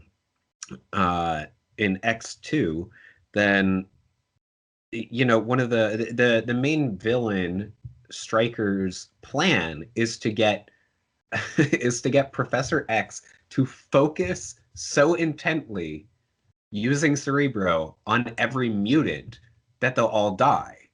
That's his plan. Like that Professor X will think so hard that the Right. mutants will die. Right. Like that is the perfect encapsulation of like what you're just talking about. Like it's How do you fight that? It's like, stop thinking about me. Right? Like, what yeah. is somebody like Wolverine supposed to do? Just like, oh, I'll just spin my claws around my head long enough. You won't be able to see me. Like, you can't fight that. And that's to me what's so great about X-Men is it will take these like really complex concepts, like really out there concepts, and say, yeah, that'd be a mutation as well. And that's going to be in this universe as well. And Mhm. it yeah, I think that it's not as satisfying for younger audiences compared to something like, boy, Hulk sure is giant. Look at him like, Right. taking like Thor and like smashing him like this and this and this, like in Thor Ragnarok when he like does that when they're fighting in the arena. And it's like, look, I laughed. That was certainly fun. And seeing Loki's reaction to it, that's fun. But as far as like I don't lean in and go, fascinating. Right. right. yeah. We said that we would talk about Logan, and I Yeah. feel like we didn't really get to talk about it. Yeah. Do you want to Uh, we'll go like 10-15 minutes on Logan and then we'll yeah. stop? Yeah, that sounds good. So my goodness, that film is awesome. I really enjoyed it. Having said that, I do That's all have the some good stuff you're going to issues. say. It's awesome. Having said that. I don't know. I often feel like it's easier to jump into the Sure. criticisms I've than the mostly got positive. criticisms for Logan, but yeah. Okay. Um, it- so the villain of like uh Wolverine's clone. Hmm. That's weird. I'm sorry, but it's just weird. Yeah. I don't really see why that was necessary. There was a lot of really interesting stuff that the movie was talking about, in terms of, you know, like a world where mutants have gone extinct, essentially. Right. And you know, I love how that's part of the film, but they don't talk about it too much. Like it's there, but it's not like, well, why did it happen? Like they don't really question it. But then it is brought back at the end where the one dude, then he's like, yeah, see, all our we put this thing in corn to get rid of the mutant gene, but then he totally just gets interrupted by Wolverine just being like, nah, I'm just gonna kill you. Like, I don't care. Right. Right. And that felt pretty good because it was like, yeah, I don't really care why either. Like, it's just Right. It's good to know that there is a reason, but I don't care what you did. Yes, exactly. Exactly. Um, yeah, so I think that it does a really good job of like playing with all those things. Professor X being, I don't know, out of his mind essentially is fun to like play around with. Like, what can a psychic character do when Right. they have no control over their own powers? Right. Which is kind of what the Phoenix is, but that's more like eh, that's expressed in like a different identity and whatever. Like with Yeah. Professor X, it's just like he has no control over it. Right. Right. But yeah, like I don't know what you thought about the film. It's I mean, like we've talked about it before, but it's been a while. I think, like, look, as far as a superhero film, I think it's a good superhero film, right? I don't think it's the best superhero film. Uh, like, and for the record, I think that's The Dark Knight. yeah. Like, just throwing that out there, that it's like I don't, and it's that's not because I saw it once or twice. I've seen that thing like 12 times. Yeah. Yeah. So Um, good. yeah, no, I think The Dark Knight is definitely the best superhero film that, in my opinion. So I I don't think that it's spectacular, but I don't think it's bad. I think that it's people the way it's kind of like when I watched Split, how I had very high expectations for it, and then I saw it, and I thought, like, okay, if you all the stuff that people praised it for, I just felt like other films do such a better job of this. And so, like, Logan was, from what I read from critics who saw it, then they said it's the Western genre, and we're seeing that in superhero fiction. And it's just like, yeah, it kind of is. It is like using a lot of these tropes of the Western genre, but it's not doing anything better than any good Western. There's like, I could rattle off a dozen Westerns that are better than Logan as far as the Western genre, right? So it's not Right. the best Western. It's and then as far as like seeing what happens with like Professor X, it's like, well, yeah, but there's a ton of great movies out there about like what do you do with an aging parent and trying to take care of them if they have like Alzheimer's or dementia or something like that. Like Mm. there's a bunch of great films that really explore that theme as well. Yeah. And then like kind of the superhero who's over the hill and past his prime, like, because Logan is very much a version of the 1953 Western Shane. And I know that I've told you this before, Yeah. that, but Shane does a better job, I think, of exploring those films than Logan does. And so I think in part it's because I like these themes. And so then I'm familiar with them. I think for a lot of audiences, if they haven't seen a lot of Westerns, then they might look at this and they're like, wow, that was great. And it's like, I think because you haven't seen a lot of them, then you don't know how Yeah. good this genre can be. Or, watching a lot of like really like intense character studies of like indie pictures of like taking care of aging parents and things like that, then it's like, then you look at that. And if that's maybe not your first time, but maybe one of the few times that you've really seen this, of how do you take care of this person who's just really struggling, Yeah. um, then it's like I could see it being a really good film for that reason. But I mean, the movie Shane, the main character, he's a gunslinger in the Old West, but it's getting to the point, I believe it's as best I remember, I think it's Reconstruction era, so it's after the Civil War. But whether it is or isn't, basically the Old West is no longer the Old West, and there's not really a place for the gunslinger anymore. And at the end of the film, then he fights off the villainous character, the other gunslinger who's in town, and you know he's wounded, and he kind of goes off, like just literally like rides off into the sunset. And the little boy who had admired him so much throughout the film, just calls after him, Shane, Shane, come back, Shane, right? And it's like, and he's riding off into the distance, and it's left up to you as a viewer to decide what happens to him. And I think if you're an adult, then you watch Shane and you're like, he's dead.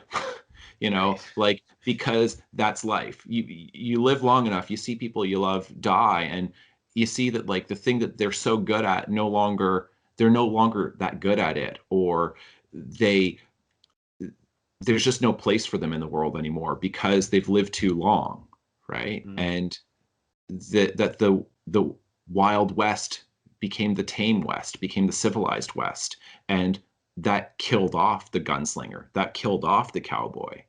Right. And you know, I think if you're a kid and you watch Shane, you can't accept the fact that he rides off into the sunset to die. You can't believe that. So you believe that he's still out there, right? And I think that Logan just kind of killed it. You definitively have him die on screen. You don't leave that ambiguity for a younger viewer to say, no, he can't die like that. He's still out there. And you don't have that for adult audiences to just go, I don't need to see it. I know what happened, right? Mm. Instead, it's just there. It's brutal. He's dead.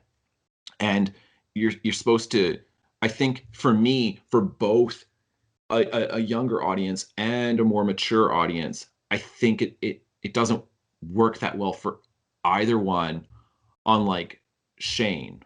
And I mean, with all that being said, I like Shane does, I think parts of it hold up well and parts of it don't hold up very well. Like it's if you want to have fun at the movies, I think like, yeah, Logan is going to be more enjoyable. So I don't want somebody who's watching this to say, I'm going to go and watch Shane, the 53 Western, and it's going to be like, whoa, the whole time. Because it's not. And there's some like really like cheesy, corny parts to it. But as far as that theme of what happens to, because gunslingers were superheroes. Before the superhero genre, it was the Western.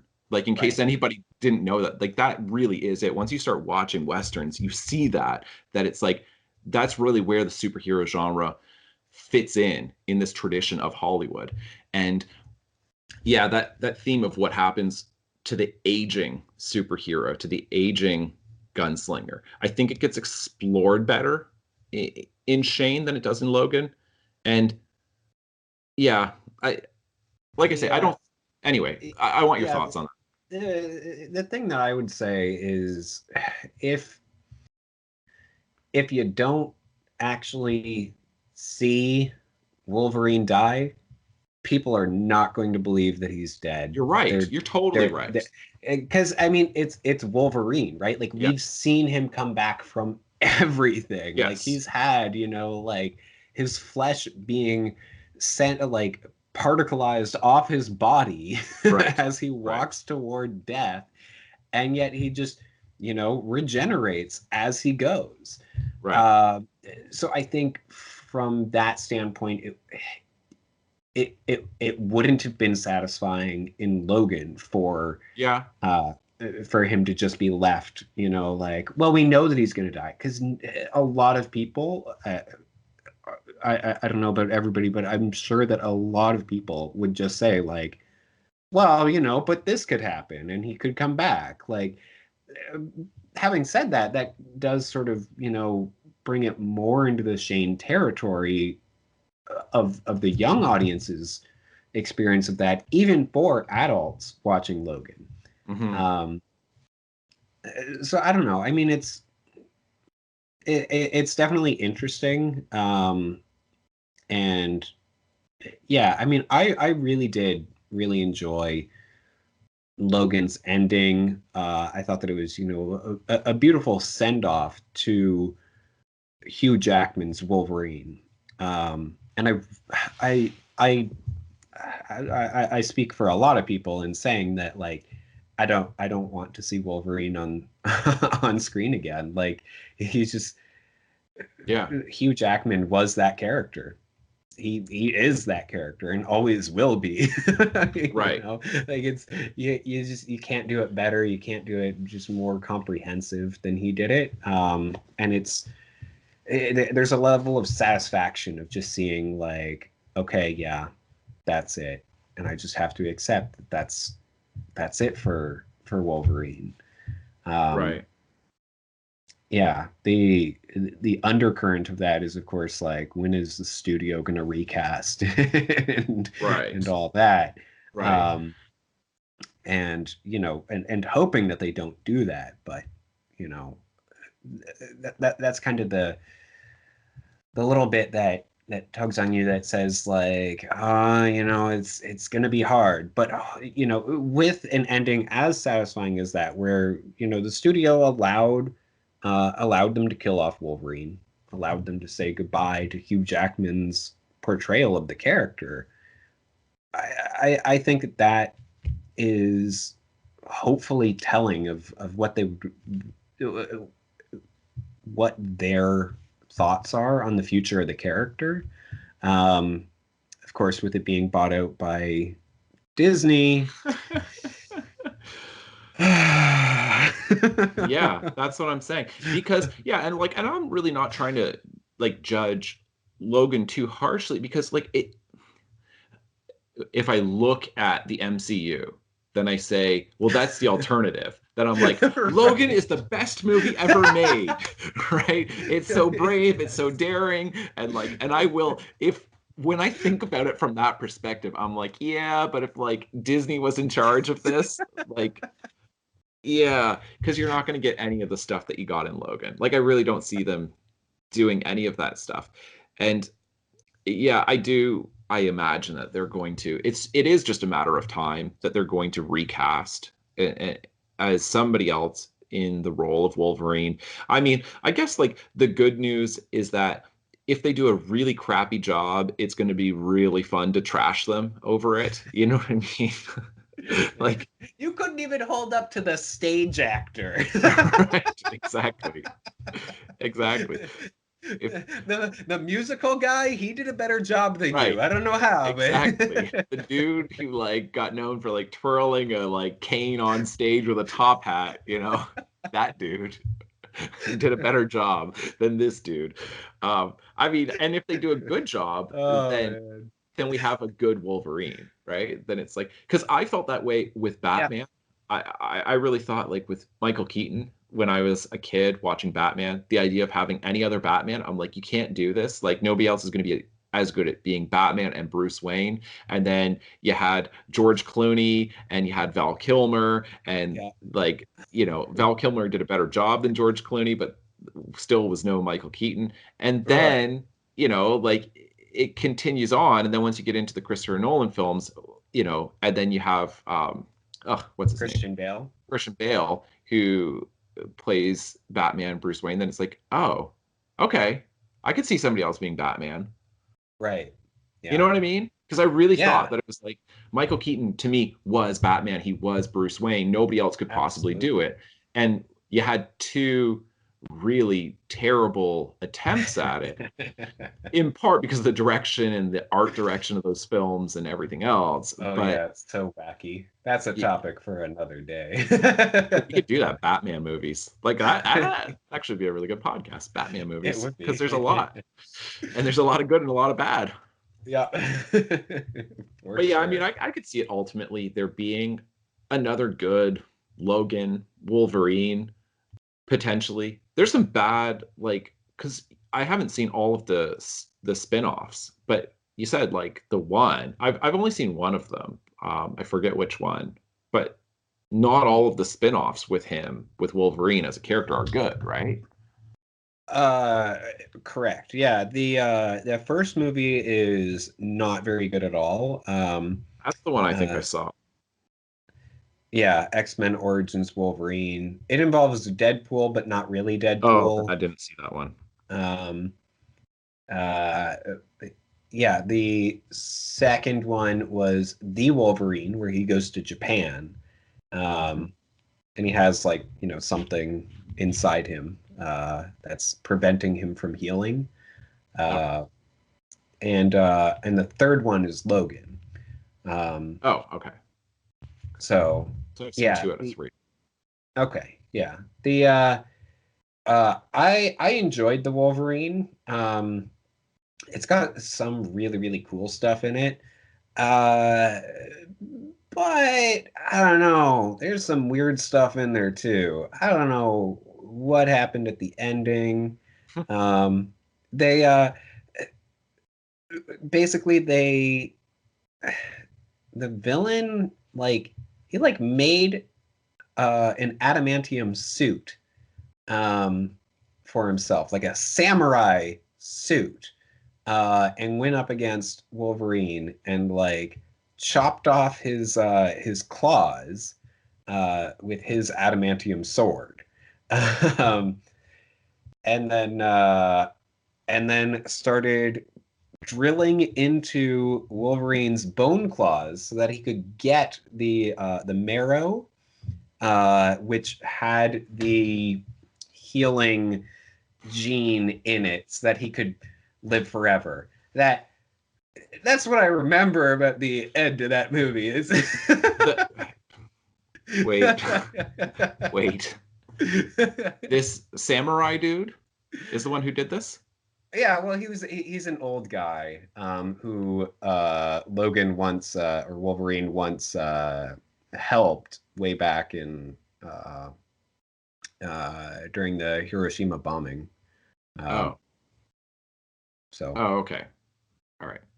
Because I yeah. was going to say, how would like if this is like a 19th century person, how would he even know like, oh, the the healing properties you have are held within this part of your being, right? Like that Yeah. seems like No, kind of no, no. 20th century medicine, but No. Like it takes place uh after I think yeah, it takes place after X-Men 3.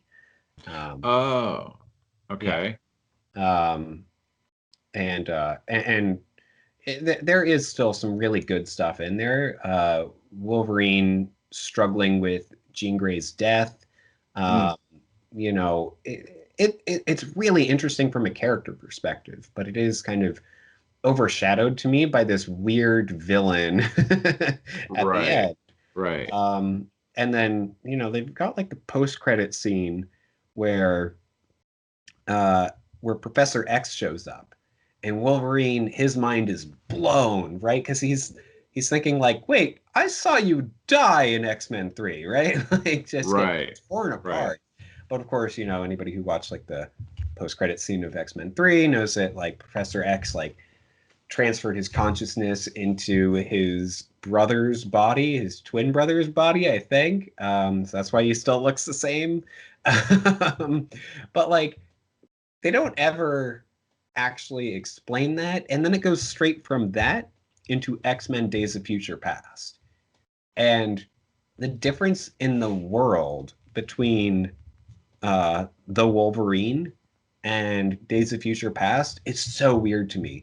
All of a sudden, you've got the Sentinels who are holding all the mutants captive and everything, and that has never made sense to me. I like Right. Days of Future Past, but at the beginning, like it's like, oh yeah, see the world has gotten all awful and everything, and it's like, wait, how much time has passed? Like Professor X just went to go see Wolverine and explain some stuff, which we never actually get to see. Right. But it's just like, I don't get it. How far into the future did we jump here? Like, Right. Yeah, everybody it's still not well seems to be, established. yeah, everybody still seems to be like pretty close to the same age that they were in X-Men 3, but it feels like 50 years have passed. Right. Like, Right. there's no way that the world went from there to there. Right. Hmm. So, Yeah, that's a good point. And that's my criticism of X-Men films in general, is I think the plots are fairly convoluted, like right. just needlessly complicated, and it's like they're kind of hard to follow. And like I find that when I'm watching them, because I love X-Men and I will watch these movies and I'll be like, I have no idea what's going on. Right. It's like I like the characters, I like the themes, but I'm not like really, I'm not entirely embarrassed about admitting that. I'm just like, I don't really know why that happened, but I'll go with it. Right? Because Right. that's not why I'm watching. I'm not watching for the plot because there's much more Yeah. interesting stuff going on. Um, but yeah, but that's a good point. That yeah, that is quite the jump. Uh, Yeah. Yeah. and as far Um, as okay, so we should wrap this up, but like just kind of yeah. a like a final like point. So like going forward, then there's going to be Dark Phoenix film, which comes Mhm. out I think in the summer, right? I think Uh, so. and then because I like looked it up, I think it's like July or something like that, 2019. And then there's I saw they also have that's at least in development. I don't think they're in production, but in development is going to be Gambit. Okay. Oh yes, with what is that? With Channing Tatum, I Channing think. Tatum is going to play Yeah. Gambit. I think that's going to be Yeah. good. Like I do. Yeah. Gambit is I like I really like him as a character. yeah, I he's heard really fun. I Uh heard that he was in. I think it's like the one Wolverine movie that I haven't seen, and he people he hated it, and they chose a he different was. actor. Yeah. It was not good. I don't know. He did a little bit of an accent and stuff. I think Taylor Kitsch was the actor Okay. in the previous movie. Um, yeah, I mean, he wasn't really in a lot of the film, which was a little disappointing. Um, and yeah, so we didn't really get to see him like as a character because he is a really interesting character with like, you know, he's a gambler and a thief and you know all of that where it's there's some darkness to his character and they just didn't show it at all in the movie. So it can be really cool to see that.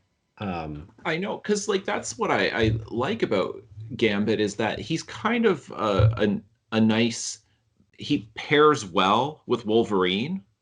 You know what I mhm, mean? Where it's yeah, like I like that about X-Men, about having these characters who are kind of like, you know, they've got some serious flaws to them or some stuff that's like maybe not admirable traits, but they still have got enough good in them that they certainly yeah, know right from wrong and they're willing to fight for, what's good and to protect people, but they are not Scott Summers. Right? right. They're not Cyclops. They're not like that, just like, all right, Mr. like goody two shoes, And Yeah, yeah, yeah, and I even like his powers, like and the way he uses them, like how he can essentially like mhm. make things, I don't know, I guess like I don't know how you would even describe it, like energize them. He yeah, he charges them with kinetic energy. I believe that's the description of his Okay. powers. Okay. Yeah, and like Um, primarily using his playing cards and you oh know, yeah, yeah. and like Because did I in high school, my friends would play cards at lunch, and I would actually carry at one point 4 decks of cards in my jacket pockets because it's really cool to just like be able to pull out cards and just be like, look, I can shuffle them all cool and everything. right. Like it's just Yeah, it's like just a it's fun thing to do. Like right. Like cards are like uh, actually like a fairly interesting thing because they're so simple and yet you can do such complex stuff with them, right? yeah, That yeah. like you could have a high stakes game of poker, like literally like betting millions of dollars based off of like, just 52 little like pieces of like, laminated paper, right? That it's like the Yeah. the significance that they can take on in that sense. And so then it's like he's a gambler, so the cards have got so much more significance than like they really should because they're really just laminated paper. But then it's like Right. when you gamble, they represent far more than just laminated paper. They Hmm. represent, actual currency, which represents like purchasing power. So it's got all this like big power. And it's like, but Yeah. then he animates it with power that becomes so much bigger than just this laminated piece of paper, like as a weapon, Yeah. right? Because it's like, because Yeah. cards can be used as a weapon in that sense. It's like, Yeah. it's so interesting. Like, it's Yeah. such a, there's so much depth there that, Yeah. It's yeah, I mean it's also interesting with like even just with his name. I think that a lot of people, probably get tripped up by his name. It does have some similarities to the word gambler, but a gambit in chess is, sacrificing a smaller piece in order to gain an advantage. what does he do with his cards? These small little pieces, Right. right? Like Right. it's just like a fun little thing that and X-Men is full of those things. Like it's so good.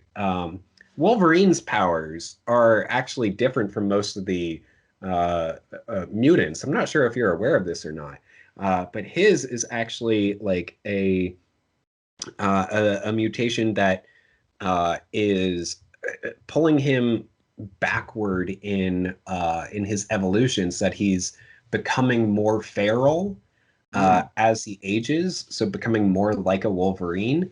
But because of the adamantium, then it actually puts like a pause on that. So there's Very one point in the interesting. comics where like Magneto like strips the adamantium right off of his bones, That sounds and then painful.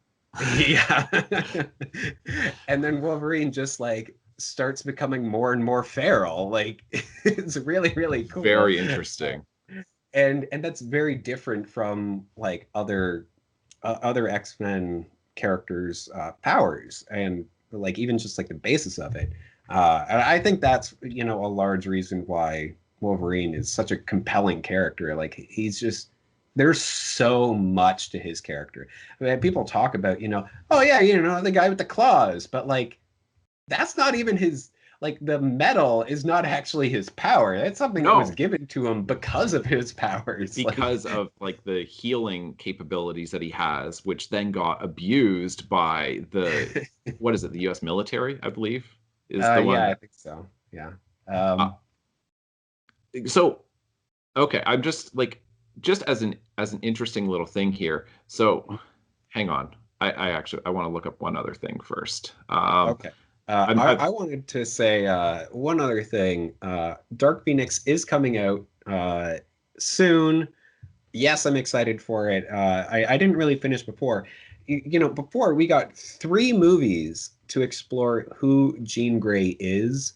And with this one, like we've seen her kind of in X-Men Apocalypse, which mhm. we don't even really remember, Right, which is not a right. good sign. But No, it's just like, well, we're not gonna get like the whole interesting thing of the Phoenix is that it's this other personality. If we don't know the first personality, then why do we care about a second that's a personality? great point. That's a really great point.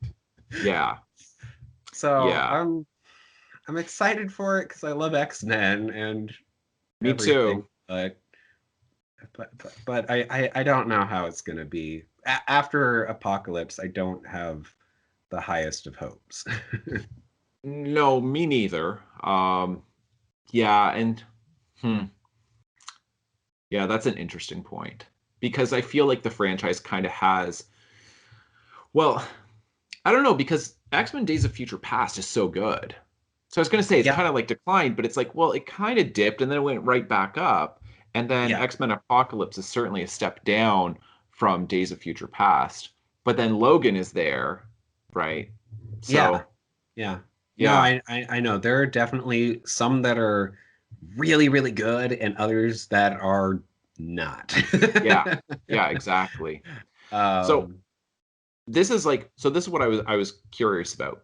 And this is taking it in a slightly different direction, but for all of the talk about like the films, the interesting thing to me, which we haven't even mentioned, is Stan Lee is, and I wanted to double check, right? So I just double checked. So he did invent, he created the X-Men along with Jack Kirby, who of course like did the illustrations and right. like did this a lot. And the illustrator should certainly get a lot of credit because it's not just the writer, it's like a lot of like Yeah, the visual depiction. It's more than just illustrating what the writer's saying. Like there's for sure. right, and um, the illustrator is an essential contributor in the creation of a comic book character. Mhm. And so the X-Men was first written in 1963. So actually Oh much wow. earlier than I thought. And what I was thinking, because I'm like, so Stan Lee wrote, he created the Fantastic Four, and Fantastic Four is the first, and I already knew this. Fantastic Four is the first superhero team, right? So this whole Okay. team of superheroes, it's It's like that's where it came from. It was Fantastic Four, and then you start getting all these like like Avengers and Justice League and all these other X-Men and all of that. But the first one was Right. Fantastic Four, and I think I've read the first edition of Fantastic Four and a bunch of the comics thereafter, and whew, the films do such a bad job. Like there's not a good Fantastic Four movie, and I Yeah. would kind of say that about the comics as well. I don't think they're that good. Mm. At least the ones that I've read. So I don't even think that we're getting bad or film versions of it. I I just think that they're not that interesting. Yeah. But then Yeah. how is it that the same writer, like I thought, looking at him, I'm like, wow, he really grew as a writer. Because I thought it was like, I honestly thought it was he created Fantastic Four in like '63 and then X-Men in '73, and like over 10 years, he just became such a better writer. Mhm. And he created Fantastic Four in '61 and X-Men in '63. Like, that's not a very big gap. How could the same dude No. who brought us Fantastic Four bring us X-Men? Oh man. Yeah, I know. I have never been much of a fan of Fantastic Four either. Yeah, that's really really surprising. And I heard somebody say before, the best Fantastic Four film is The Incredibles. Right. Right. Yeah, basically. Basically. So yeah, but yeah, I mean, X-Men, it's so good. Everything about it, like the comics are fantastic. Yeah. The 90s TV series as a kid, so good. Oh, Like yeah. it was one of the rare, you know, TV series for kids that actually had like a serial That's what I plot. was going to say. I was going to say that it's a serial plot, that it Yeah, forces you, it treats children who are watching this and young adults, it treats you like you actually have got a brain in your head, and you can actually follow a story from one episode to another to another to another, and you have to remember what yeah, happened before in order to understand what's happening now. That's yeah, rare, and it's certainly at the time in the '90s, it's not episodic, these one-offs. right. It carries through. Hmm. Yeah. No, I know that series. Like I have trouble rewatching it, but it still like holds such a place in my heart, right? Yeah, Like, yeah, it's, me too. and the film franchise, it's overall it's so good. Yeah, Like it's way better than the MCU. yeah, absolutely. Plus or minus one film, but like Sure, absolutely. Yeah, like overall, if you're like giving it an overall like score compared to like the MCU as an overall score, then it's like there's only 11 X-Men films and 20 MCU films, and there are more films in the X-Men franchise that are good compared to the amount of films in MCU that are good. And they did it in fewer films. As far as like producing actual good movies, then it's like you yeah. could say there's 5 or 6 excellent ones in there. And in the MCU, maybe 4. Yeah, yeah, yeah. I'd have to think about the Yeah, I know numbers I'd have to there. think about it too. We'd have to do like an all like the old like Siskel and Ebert thing, you know what I mean? Like just each movie, thumbs up, thumbs down. Is this good or bad? Right. Yeah. Yeah. Yeah. They're oh man. I want to see more X-Men films. And I don't want them to be done by Disney. At least not in the, Disney MCU style. Right. I don't want the X-Men to be part of the MCU. Me neither. I don't. Like they work. Their story is an entire universe in and of itself. Yes. Like it's Fully everything. imagined. It's fully Yeah, imagined. And then yeah, if you add in more isn't going to make it better. More is going to right. make it worse. Yeah, because I mean, as we've talked about, like the mutant phenomenon is worldwide. It's not Right. just the X-Men and the Brotherhood. Right. There are mutants all over the world. But if you're trying to say that all of that is part of this superhero world, then it's just too much. It is too Uh, much. it works so well on its own. I do want to see, the Silver Surfer come in contact with the X-Men. I think that he works really well with them. I think he actually first appeared in an X-Men comic. I think it was either X-Men or Fantastic Four. I'm pretty sure it's Fantastic Four, but yeah. Okay. All right. But I know that, like, obviously he did cross over with the X-Men and a Right. bunch of other Marvel characters. But Yeah. yeah, I'd like to see that. I could see Fantastic Four taking place in either the MCU or the X-Men universe. Yes. Uh, but I don't But I want it all mean, together. no, because the whole point of the X-Men universe is that like and that the first film does really well of succinctly telling the viewer it's that it helps you to buy into what's happening because it says that every now and then, right, like every however long within eons, and there is a mutation at the genetic level, right? And Hmm. that this is evolution and that this is how you go from single-celled organisms all the way up to like complex, you know, Yeah. like mammals, like human beings, right? That it's like that's how you get there is through mutation. And then it's Yeah. like, but that's not like Fantastic Four. It's like this was like a horrible like lab. No, wait, was it a lab accident? Or I think they were in space. I think they were I think they were astronauts in space. and Yeah. they got exposed to like gamma radiation or something like that. And then they all somehow mutated differently. So it's still a mutation, but it's not a mutation like just like this, you know, Yeah. jump, right? Right. That just is kind of naturally happening. That's the Yeah. whole premise of X-Men. And so then if you Right. start introducing other people, because the MCU very much is like, you know, it was a horrible lab accident, or I got exposed to this. It's that origin story. The origin Yeah. story for X-Men within the X-Men universe is I was born. Like I was conceived. Like not even born. Yeah. I was conceived and it happened. And Yeah. so it's And the like power, the way that the powers, uh, come out during puberty, I think is fantastic. Like yes. it's so brilliant. Like Right. Stan Lee, like rest in It's peace. Like you were so good. Like that's amazing.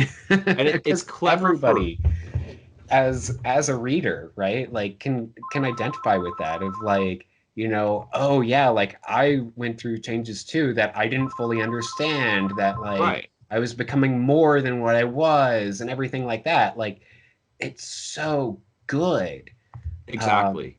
It's clever for multiple reasons, right? Because it works on oh that yeah. level. And then it also works on the level of, well, that's how you basically resolve the whole thing of, well, what do you do with a little kid who's got these powers, right? It's just like, Right. just ignore that. They don't get them until this age. So then it's just Yeah. like, that makes things a lot easier. You know what I mean? Like if you have like Yeah. a character like Logan, you know what I mean? It's like, what the hell do you do if you've got a kid who's like, "Ah," on the playground with these claws? Right? Like, Yeah. yeah, Yeah, the only reason why I say like that the Fantastic Four could exist like in the X-Men universe is, for one thing, they're like they wouldn't be like integrated into the X-Men or anything like that. They wouldn't be like joining the X-Men or asking the X-Men to join them. They're four. They're a team of four, right, and they're right, independent. I think that there could be a really, really interesting origin story for the Fantastic Four where, you know, Reed Richards, for example, is very opposed to mutants. And then, maybe is trying to solve the mutant problem mm, when there's an accident and it causes him to get powers and he has right, to deal with that, right? Like, right, and the X-Men don't want him. Right? Like right, it could be right, really cool like to see like, yeah, no, you're not a good person. You're not going to be part of us. Like right, right. so I think that there could be some really interesting stuff, but I don't know how people would react. But at the same time, like I don't know how many people have like that close of a connection with the Fantastic Four. They're Yeah, meh, they're yeah. fine. They're a thing that exists, but They've got their own awesome plane, just like X-Men, right? right. So you'd have two of them. And I did check, and yeah, Silver Surfer was first in Fantastic Four. Okay. Yeah. Yeah. All right. But like crossed over into other ones. Yeah. Yeah. Yeah. But yeah, so I mean like moving forward, I think like we both are kind of at this point of like X-Men is awesome and 20th Century Fox has done a really good job with this. And Yeah. we're kind of dreading what's going to happen Yeah. next. But it's No, kind of you like know what you what? what? Disney hired David Hayter. Right. I Yeah. think he wrote like at least the first two films, which were both really Yeah. good. Could you Let's see what he could do. do you think when he's writing, because I know occasionally when I'm writing that I will talk out loud, but do you think he does that in his like snake voice and it's just like, Rogue, what are you doing here? Oh, hi, Wolverine. And he's just like, I think he probably reads Wolverine that way. Yes. he should write all of them like that. Like Jean Grey, Scott, I love you so much. That'd be He should have just great. written in a cardboard box somewhere in there. Yes, exactly. You should. Man. But it is kind of like what you had said before about I forget what we were talking about. We were talking about Iron Man, and you were saying like how people are really upset, like think or people are upset about the idea that like, Robert Downey Jr. is not going to be doing this role anymore. And then it's like, but you pointed out, but it's like, but those other films are still always going to be there, right? And I guess that is kind of the nice thing is that we do have a bunch of really good X-Men films, and no matter what happens going forward, even if like they kind of, you know, take it in a direction that you and I don't like, at least we've still got those other films, you know? Yeah. Yeah. No, I mean, yeah, that's very, very true. It's I mean, there was talk about doing like an X-Force movie and stuff like that, and I think that might be the better option to, you know, again, like the world of the X-Men is it's worldwide. That there's no end to the amount of heroes that you can have, Yeah, the amount of mutants that you can have, the amount of powers right. and combinations of those different heroes. I want to see, more of that. You don't necessarily need to keep doing the same, five main characters. Right. So there's a lot of potential to do other stuff. So I kind of hope that they do something like that rather than, And I um, think they are. I'm pretty sure I saw that's one of the ones that they have in development, that it's going to okay, be like a different group of mutants. And okay, yeah, yeah, as long as like continuing like that theme, I think resonates so well of others in society struggling to like with getting rejected by society, but you're trying to protect society at the same time. And mhm. I mean, like, It's a timeless tale. Like yeah, it's always going to be relevant yeah, for one group or another. yeah. And I mean, like, can you tell me, like, let's do this, and then we'll finish here. What is what is the resonant theme of Avengers? Like, what's the theme that keeps coming up? I genuinely don't know. Heroes will be heroes. I don't know. Yeah, Heroic people rise from trauma, maybe. I don't know. right. Yeah, like that's kind of why I'm saying that. Like, I just like right off the bat, like just I like X-Men so much more because of its themes. And I look at Yeah, Avengers and I'm just like, it's just like cool people doing cool stuff. yeah. Awesome. Yeah, and as connected as it is, it's very much like each film is its own thing. Right. Where it's like, sure, there might be themes in each film, but There there's no are. consistency. That's what I'm saying. That's what I'm saying Yeah, is like what is that through line that goes through all of these thematically yeah, that and I think there's just when you look at it and you're trying to get that depth, then you're looking and it's not there. And you know, whatever. That's fine. You know, like they're making their money. Yeah, I mean it's still, you know, a good popcorn flick. But if that's what you want, then you know what I mean? yeah. Like for the people who want that, like Yeah. it's fine that it's out there and that it's satisfying people. Like I'm not going to yuck somebody's yum. You know what I mean? If somebody likes it, if somebody thinks that's yummy, then like great. I'm not going to say, ew, yucky, you can't like that. Like if you like that, that's fine. It's just it doesn't work for me. There's not enough there to keep me interested. Yeah. I mean, I have to think it's at least better than Transformers. Yeah. No, I would agree with you there. I've never even like I honestly have not watched one Transformers movie. Yeah. You know, Bumblebee actually has some really good reviews, though. I've heard that. I know. Apparently got like a 97% on Rotten Tomatoes. I'm like, what? From critics or from audiences? I don't think has it actually been released to audiences yet? I don't know if it actually came out. I think that it's critics. So, wow. Huh. I know. And I heard like, Spider-Man Into the Spider-Verse also people are saying really good things about it. Yeah. Yeah, I know. I actually really want to go see that. Yeah. So we'll have you know, some more films to check out and some more discussions to have. Yeah, for sure. But yeah, like we'll wrap this up because honestly, I think we're like well over 2 hours at this point. Yeah, looks like 2 hours 20 minutes. Woo, look at us go. All right, people, you're not getting any more. That's it. I'm done. I'm hungry. I want to go eat dinner. Same.